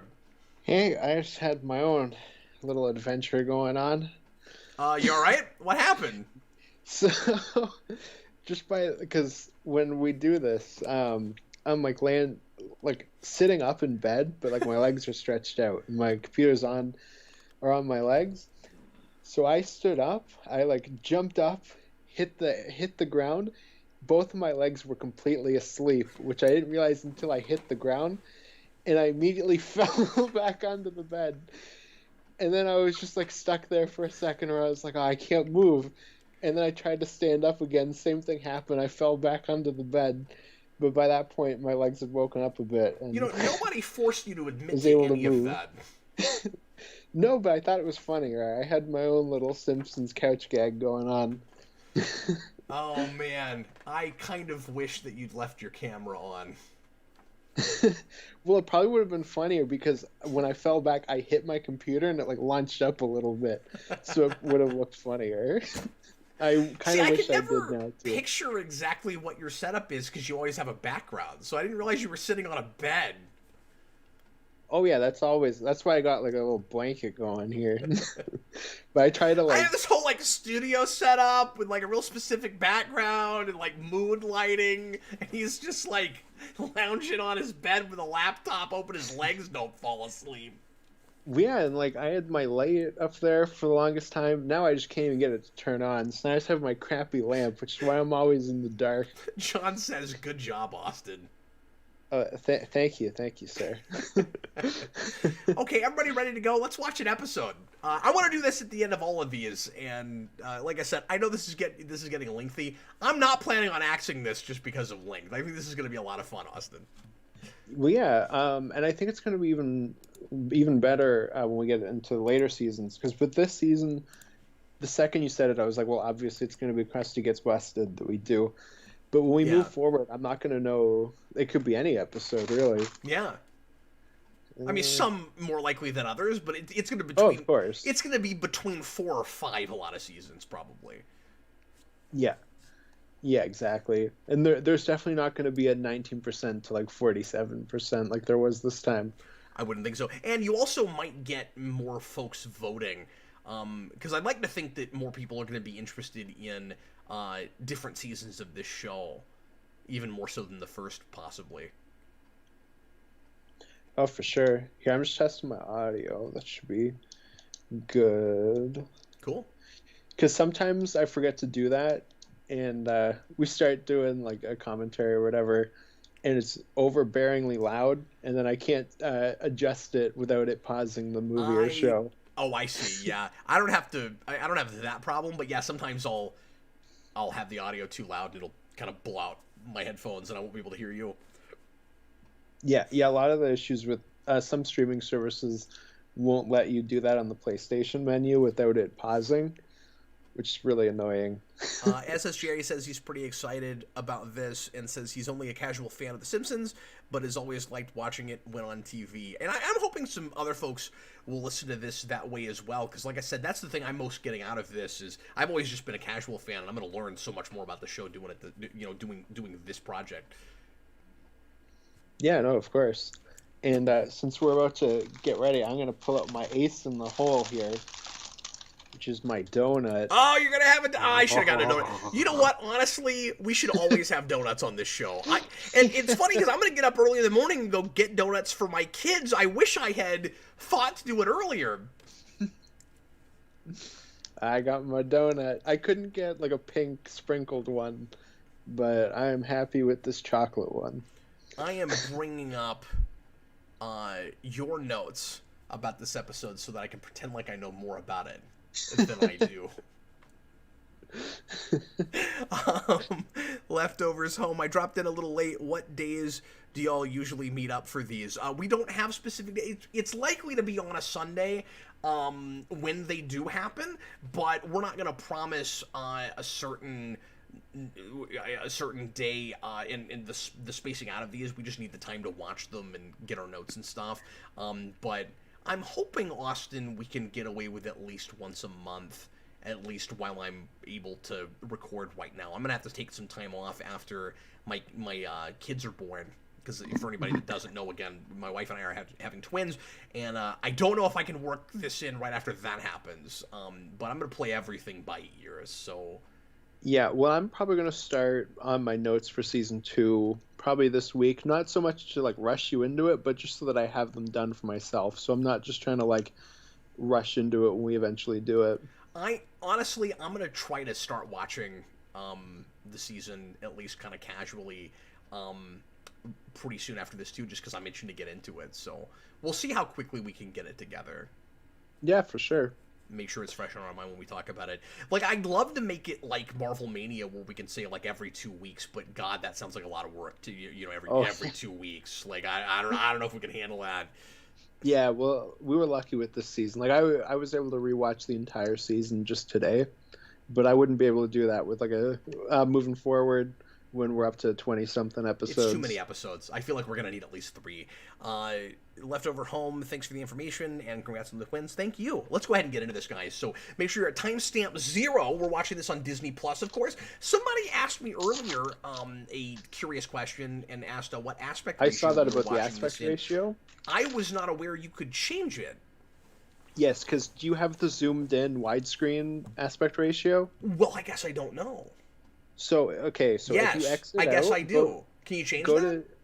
go into, is it details in just on the Simpsons page? Well, that means I have to get it off timestamp 0. Yeah, so if you do that, Details. Where is that at? if you just go to like I think that's what it's called. Where's my phone?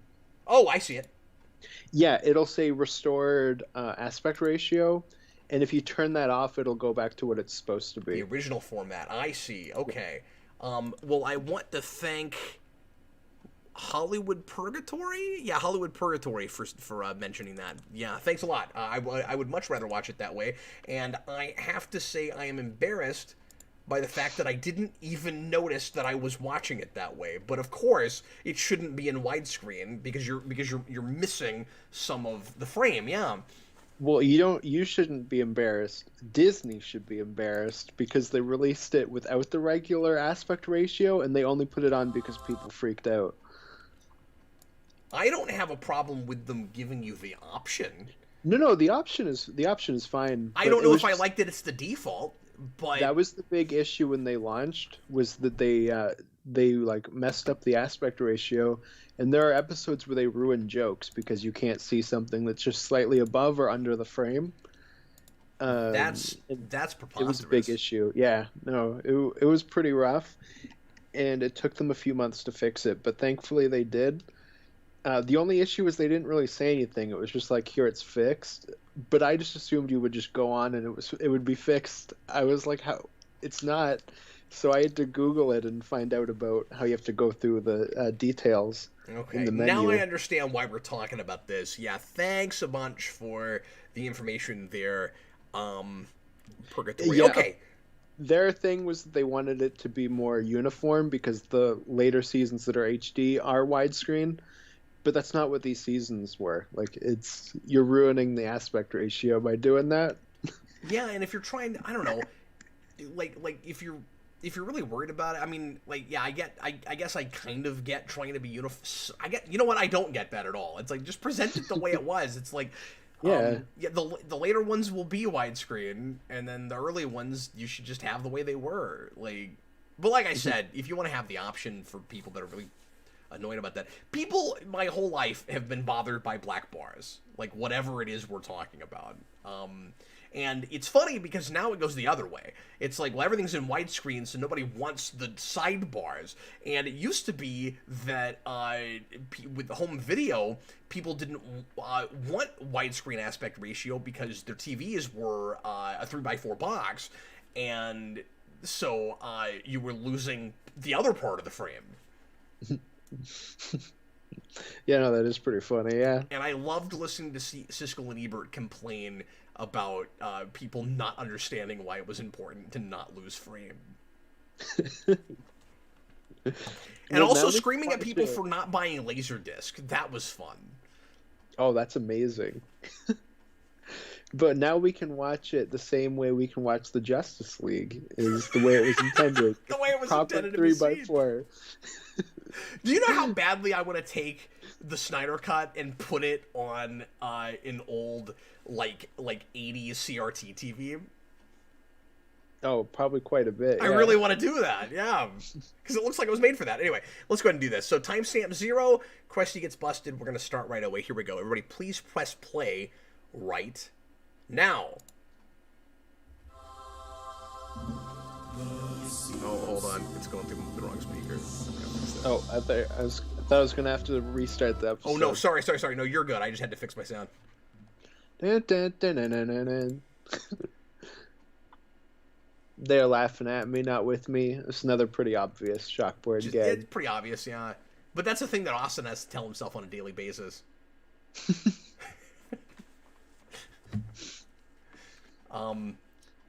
That's a trivia question I like. She's reading Mom Monthly. I thought about writing a few trivia questions to see if you would know them. And at the risk of making this a 5-hour-long show, I might do that next time. I might write a few trivia questions and see just how well Austin knows his stuff. I'd be interested to see it. I probably wouldn't have gotten that because that's just kind of like such a weird detail. I don't know if I ever would have stopped to be like, this is the magazine that Marge reads in the opening. Oh, fake fan! I know, right? I like Subject says he hasn't seen this one. Oh, interesting. Even this part here where he gets out of the car, we're holding on it a lot longer. Yep. I think than the intro normally does. Oh, it's weird. She's wearing a yellow dress. She kind of blends in with her skin tone. Oh my God, Marge, put on your clothes. Put on some clothes. So Krusty's head on that background before he drives through it looks like the beginning of a Warner Brothers cartoon. And that's actually a big thing in this episode, is each act opens with a close-up of Krusty's face.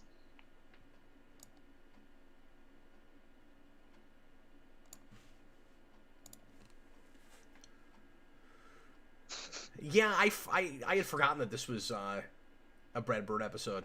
I'm glad you mentioned that. Yeah, well, I think that's part of why the animation is maybe even above some of the better animation of the season. The story here is really well structured, and I mean, I could say that about a number of episodes this season, but this in particular, like, it's not just a silly cartoon thing, like I said earlier, with like a cookie cutter structure to give you a lot of jokes. Like, it's a real story we're telling, and at least for this material, it's a half decent mystery. Yeah, and I think it's funny that Krusty's big comedic catchphrase is "I didn't do it."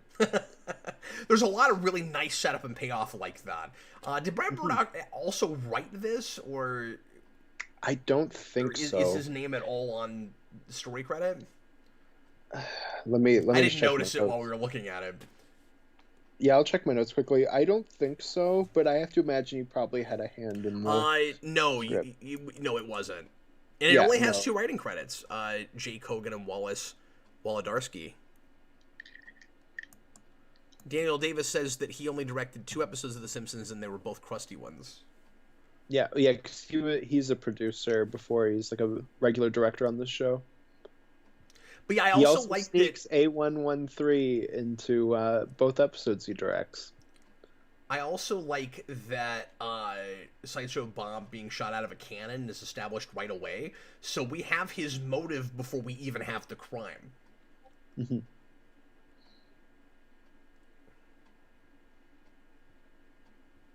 There's a character we're not allowed to have anymore. It's unfortunate because obviously they're all stereotypes, but Apu kind of breaks out of that in a way. And, Really? he becomes like they do quite a lot with his character. Yeah, he gets a lot of spotlight episodes. Yeah, and I'm sure there's some people that's their favorite character. Yeah, he's the only side character you play as in Hidden Run.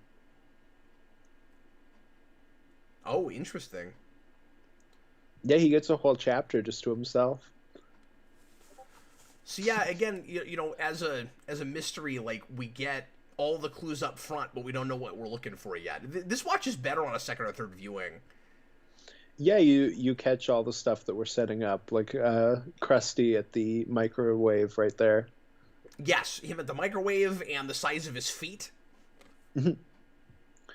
Yeah, and him reading in the background. Yeah. Tom, super chat, thanks, man. Interesting fact: real human cannons don't use gunpowder; they use compressed air. Great show tonight, guys. Thanks, man. Oh, thanks. Yeah, that makes sense because obviously. Oh, the show was so much more realistic, Austin. He's Crummy the clown. I can mention this later, but I might forget about it, so I'm going to mention it now. Another kind of nitpicky continuity gaffe that I wanted to mention, because I think it's funny, is you get to the... I don't think I mentioned this earlier, did I? You get to the end of this episode, and remember, this whole season we're dealing with Homer's money problems. And Bart has all of this paraphernalia... What are you saying? So I love that giant gun. Sorry. Oh, you're fine. And there's Wiggum with his ambiguous skin tone. I don't know. I don't know what ethnicity he's supposed to be. Anyway, this gag with Homer just laughing at clowns almost doesn't play anymore because like nobody finds clowns funny. Yeah, exactly. But yeah, Bart's got all this paraphernalia for Krusty the Clown, and it's all taken to a bonfire and burned, but then you get to the end of the episode, and he's got more of it, and he has a room full of the stuff, and it's all he has in his room? How do they afford to replace all of it? Well, Krusty just gave it to him to thank them. You know what? That might be what it was supposed to be, and if that is the case, then I rescind my complaint. I didn't think of that. Another thing... But it's not in the episode. I don't think anybody ever says that. From that scene is Wiggum's not bumbling in this season. He just seems to be a cop. Somebody said that Ralph isn't his kid until, like, season 7 or something. Yeah, that is, like, a later thing that they bring in. Oh, this is really funny. I think this episode is the first appearance of Kemp Brockman, and the first time we get his name is... Sorry, Kemp Brockman's not here right now. I'm Scott Christian. And we've never seen him before. That's really funny. That's very strange. Didn't even occur to me that we hadn't seen him yet. That's the problem with going backwards like this. Like, if they reference things like that, I'm used to that character, so I'm not even thinking, oh, that's right. We've not introduced him yet. Other major recurring characters that are not introduced yet include the comic book guy. Mm-hmm. Yeah, he comes in next season. I think Groundskeeper Willie comes in next season too. But surprisingly, we have Otto like right away. Mm-hmm. Well, I think is it next season or season 3 where Otto gets his very own spotlight episode. Like he's in it a bit more in these earlier seasons. Can I do another quick nitpick? Mm-hmm. That security camera would not have audio. No. He's guilty. Gillty. But he was way better at spelling in Homer's Odyssey when he wrote that super eloquent suicide note. Yeah, well, that's more like the I am so smart SMRT kind of Homer spelling. Right. I just love how blatantly commercial Krusty the Clown is. And, like, nobody cares or notices. And we have so much more fun with that later on. Buy my cereal. Well, well, the sequel, and then The there is Moaning Kim Lisa, Brockman, has okay. that. Yeah. Well, yeah, he's in this episode, but the first time we mention him, it's just like, "Ooh, he's not here tonight." Is this his first episode? It must be. I think so, if I remember correctly. You get a guy in an earlier episode that has his voice, but isn't him. Oh, I think it's in Call of the Simpsons. Daniel Davis apparently knows The Simpsons. He says Scott Christian is an Yeah, he does come oft-forgotten, back, yeah. boring newscaster who was used just a couple times. Yep. Yeah, he's almost like a co-anchor. Oh, the face Krusty makes here in a second when he has his heart attack is so good.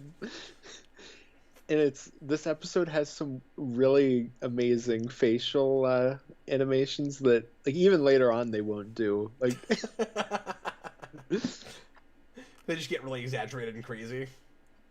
Yeah, like his neck pops up like he's in a Ren and Stimpy cartoon. And then that introduces the pacemaker, which is going to get important later.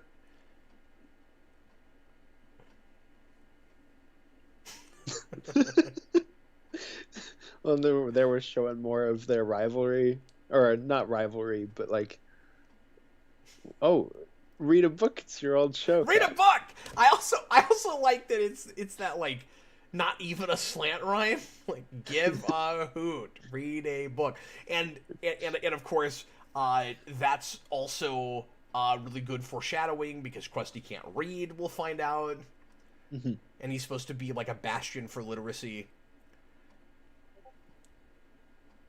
I also like the patent, like fake smile that Krusty the Clown has, because that's like real indicative of just, you know, clowns in general. Like he always has the exact same smile that he can give to the camera at a moment's notice. Like, yeah, well, and that's a big thing that we'll deal with later, which is Krusty's depression too, where he's not like a funny person in real life. I'm curious to find out how they deal with Krusty in way later seasons where clowns just aren't even hardly a thing in the real world anymore.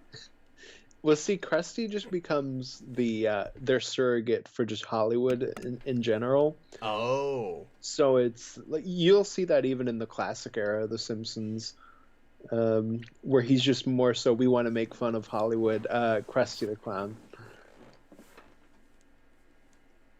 And this is also, we haven't figured out that Krusty doesn't wear makeup yet, which becomes a thing later on. I was going to ask you if we ever see him out of makeup. So he's like the Joker, he just always has it? Yeah, there's an episode where they think Krusty dies, but it's like he fakes his death, and they find him and he's yellow, and I think he has his hair tied back. And then he jumps in the river and it washes away the yellow paint that he's wearing, so he looks like Krusty again. What season is that?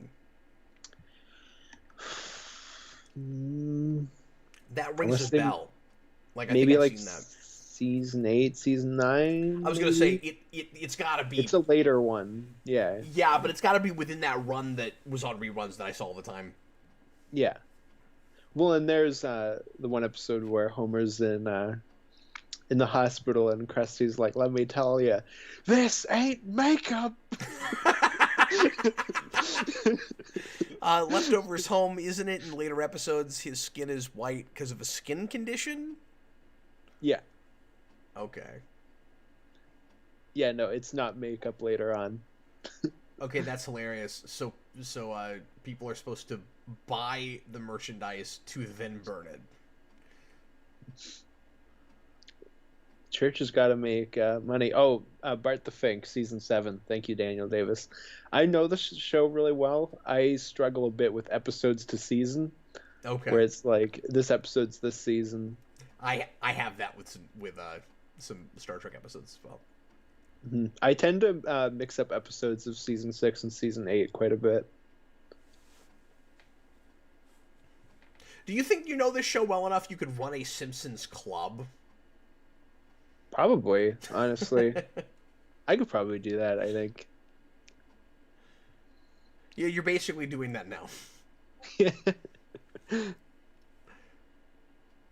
And of course, there's the judge that's normally black, but he isn't here.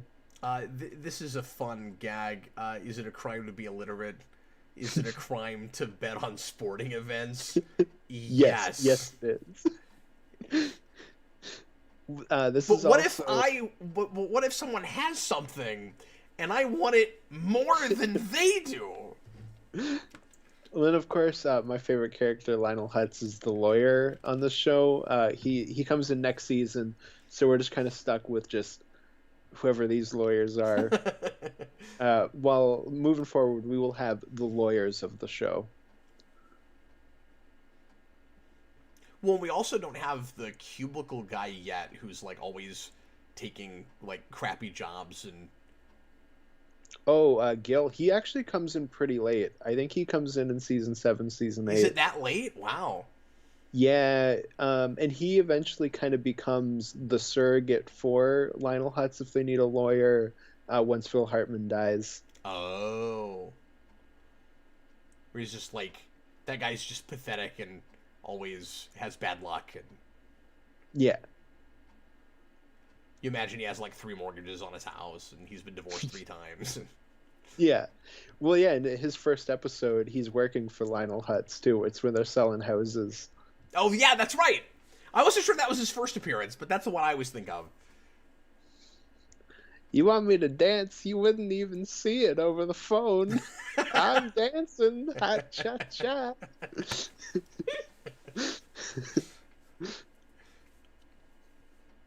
You know, something else I'd like to watch with you at some point, Austin, is The Critic. Oh, yeah. I've never seen any of that. But Al Jean, who's the showrunner all the way up to now, he's the co-creator of that. Yeah.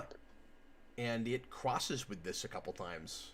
Yeah, I guess he has a cameo in another episode, but it's mainly the one episode, and Matt Groening has his name removed from it. Oh, I didn't know that. Yeah, no, he was not happy that they did that, and he felt like they were using his show to prop up another show, which is awkward when that show was created by the people who show ran your show for a while. And it didn't work because it only went 2 seasons. And is not as good as I remember it. Like, I like a lot of things about that show, but I've tried to go back to it some, and it plugs in for a formula too much, and leans on some kind of repetitious humor, and it does that thing where there's kind of, you know, the couple of gags. Like, I know we do a lot of fat jokes with Homer, but, like, they're more clever in this show, at least in the first several seasons, than they tend to be in that, where it's just kind of the obvious thing, like, yeah. I will say, I do really like that crossover. I think it's kind of unfortunate that Groening feels that way about it, because it is a pretty solid episode. My favorite joke in that show is when they're watching the All Dryer channel, and Jay says to his boss, and they're like mesmerized by the dryer. It's just a dryer on a TV, and they're doing this. And Jay goes, "People actually watch this," and his boss says, "They not only watch it, they give it money." Because we didn't talk about this earlier. Do you know who this episode was written for? Like which actor they had in mind for Sideshow Bob? I used to know that. I don't remember anymore. I know Kelsey Grammer came in later. It's James Earl Jones. Oh, okay. I didn't know that. Yeah, it was written for James Earl Jones, who of course will be in season 2. Right. But Sam Simon was he worked on Cheers, and he brought in Kelsey Grammer. And this is, of course, before Frasier has started. Yeah. He basically goes to him and is like, "Hey, do you still like singing? Why don't you come on and be this character?" And, of course, it's really cool that he became a staple in the show. Is he in every season? Or are there seasons where they don't do one? No, I find, if I remember correctly, I think for a while it's every other season he comes on.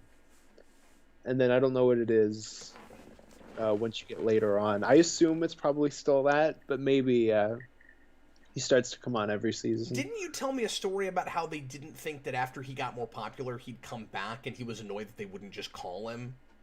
No, you're mixing it up with that's oh Joe Mantang. I can't remember how to pronounce that guy's last name. It's Fat Tony. They bring him in to be Fat Tony, and then the next time he comes on, he's voiced by Harry Shearer. And Oh. and then he was like, "No, no, if you guys want to use this character, call me. I will come back, like, no matter what. I just really like this character. But don't do it without me. Yeah, don't do it without me, exactly." And I feel like he probably comes back more than like at least once a season, but I've never actually stopped to look at that. So,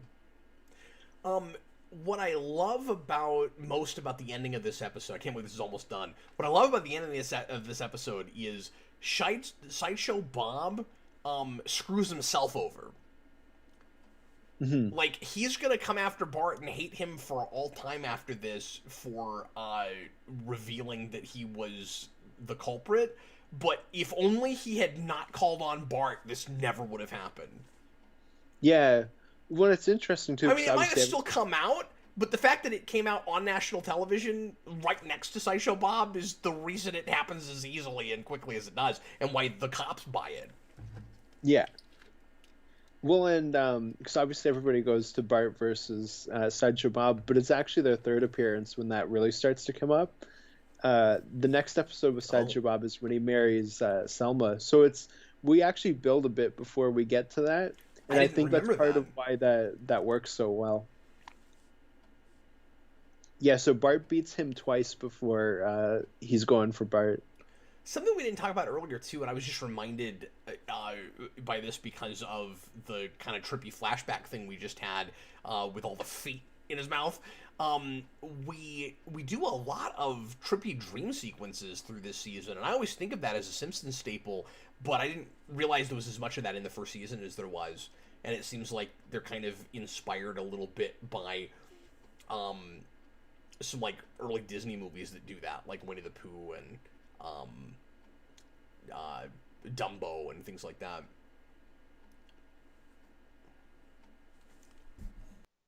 that. Sideshow Bob also has some really great facial animations here too, especially when they put him in the car.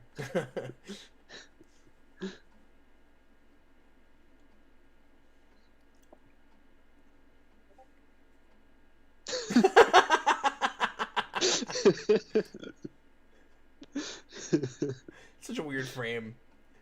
And like when you only see a thing like that on screen for half a second, it's kind of easy to forget about it. But if you just like pause that and take the screenshot out, it's weird. You know, I want that as a poster. That and the weird Krusty like face thing he does where his neck bulges out.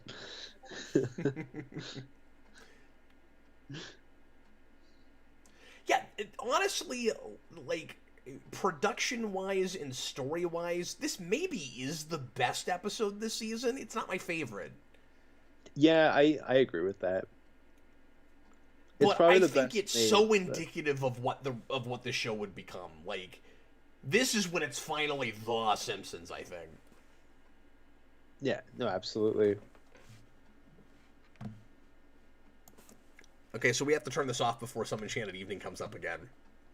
Your favorite episode, yeah. I just can't deal with it. It creeps me out. Not as much as it did the first time. So we said we weren't going to talk about every episode. I think we pretty thoroughly talked about every episode. Yeah, like I at least briefly mentioned probably every episode. Let's see. We didn't talk about the Christmas one as much as we maybe could have, but most of the rest of it. Which is something that I should bring up with that, though. Yeah. Because obviously that's not the pilot, but that is such a perfect first episode. I think so too. You get like every single major thing you need from the show in that first episode. And it's crazy how many major side characters show up there at the beginning. Mm-hmm. Like, again, it's kind of cheating because it's not the first thing they made, but I don't know. Fox had a tendency to air things out of order, and I don't know how much of that was them and how much of it was like Groening wasn't happy with how certain episodes looked and stuff. I don't know why that was the first thing they aired. Yeah, it's just because of the animation. Because I don't think Fox was as bad for that at this point. Because this is when they're still getting started, so they Yeah. were like, we need things to work out, as opposed to And later somebody in on the where comments they're mentioned that earlier, where they had a tendency to keep things on, kind of like the CW, just trying really hard to, not lose programming so that they can have advertisers. yeah, they just needed kind of whatever, which is a big part of why Groening got carte blanche for the show. Leftovers Home says, I think Krusty gave him the merchandise, but that's just a theory. I hadn't thought of that. I think that probably is what the intent was, and like it's not mentioned. It makes so, sense because you get that signed photo. That's the first thing you see. Yeah, so like maybe there's enough there to make that assumption. I hadn't thought of that. Well, this took a while. This went longer than I thought it would, but boy, I thoroughly enjoyed this. I'm so glad we're doing this, Austin. I really, really had a good time. Yeah, no, I love talking about this show. I could do it for hours. And you do. And I do. Austin, thank you so much for bringing your fountain of knowledge. I learned quite a bit. Thanks for all the prep work you did for the show, and we're really excited to bring more to you guys, and we're going to do them as often as we can without rushing them and not taking the time we need to really prepare for these. Mm-hmm. And I will say too, because there's the public Geekvolution Discord, and I added a Simpsons page in there. So if people want to tell me about like their favorite episodes or favorite season 1 episodes, I'll definitely check that out. And after this, I'm probably going to post. I ranked every single episode this season, so I'll probably post that on there when we finish. Are you going to try to keep doing that? Probably just because I was doing it as I was watching. Like I wasn't really putting a lot of thought into it. It was much more just like, this episode's pretty good. It fits here. But at the same time, when we get to a certain point, it's going to be hard to do it. So I don't know. Maybe I'll stop. It's going to get more arbitrary. I mean, it'd be cool to see, what it looks like anyway. But yeah, I'm with you. I think that's going to be harder as you go along. Yeah, because you get to a certain point where just like pretty much like even like the more filler type episodes are still pretty solid. I may do the same thing just for the heck of it and compare notes and see how close we get, because our top 2 were the same, but our bottom wasn't. Mm-hmm. Well, I think maybe and I have not looked at your ranked order. I know you wrote it down, and it's in this document we both have, and I could look at it, but I haven't yet. So I might do mine and then see how it compares to yours, and then try to do it after this. Yeah, for sure. I might change the one part of it though, because I think I have There's No Disgrace like home above Homer's Odyssey, and I think I would switch those now. Yeah, I'd probably switch both of those. Yeah, Homer's Odyssey is definitely a little higher for me. Mm-hmm. It's probably in my top at least 4 or 5. I think. Yeah. Oh, okay, yeah. So you have it like way higher than I do. I think, but I mean, I haven't made a list yet, so. Yeah, so, it wasn't a contender for top or bottom. Philip, where can I find the link to the Discord? I need to post it again. I meant to do that yesterday, and I haven't gotten around to it. So, here in the 3 seconds, I can shoot you one right now. Yeah, go ahead and get it in the while we're talking. Let's see. What do you mean? Shoot it to me? Because I can just pull it up. No, I mean, I'm just going to copy the link and I'm just going to post it in the chat. Will it let you post it in the chat? Because it wouldn't let you post a link earlier. Yeah, that is true. Okay, I'm going to see. It sounds like I have to be doing this. Hold on. I just posted it. Well, you can tell me if it like blocks it, so you have to accept it. Oh, I just have to accept it? Okay. Because on the desktop, I have a hard time finding where that is on Discord. Oh, yeah, it looks like it took out my... It's not showing it to me at all. Okay, so yeah, you'll probably have to do that then. Okay. I'll get it posted publicly on social media. But we're gonna have to go ahead and get going. Thanks a lot for watching, everybody, and we'll see you again. Hopefully in the not too distant future with a season 2. This was just a blast, folks, and it was really cool that we had a crowd for it. So thanks for being here. I was Captain Logan, and this was The Day Ghost.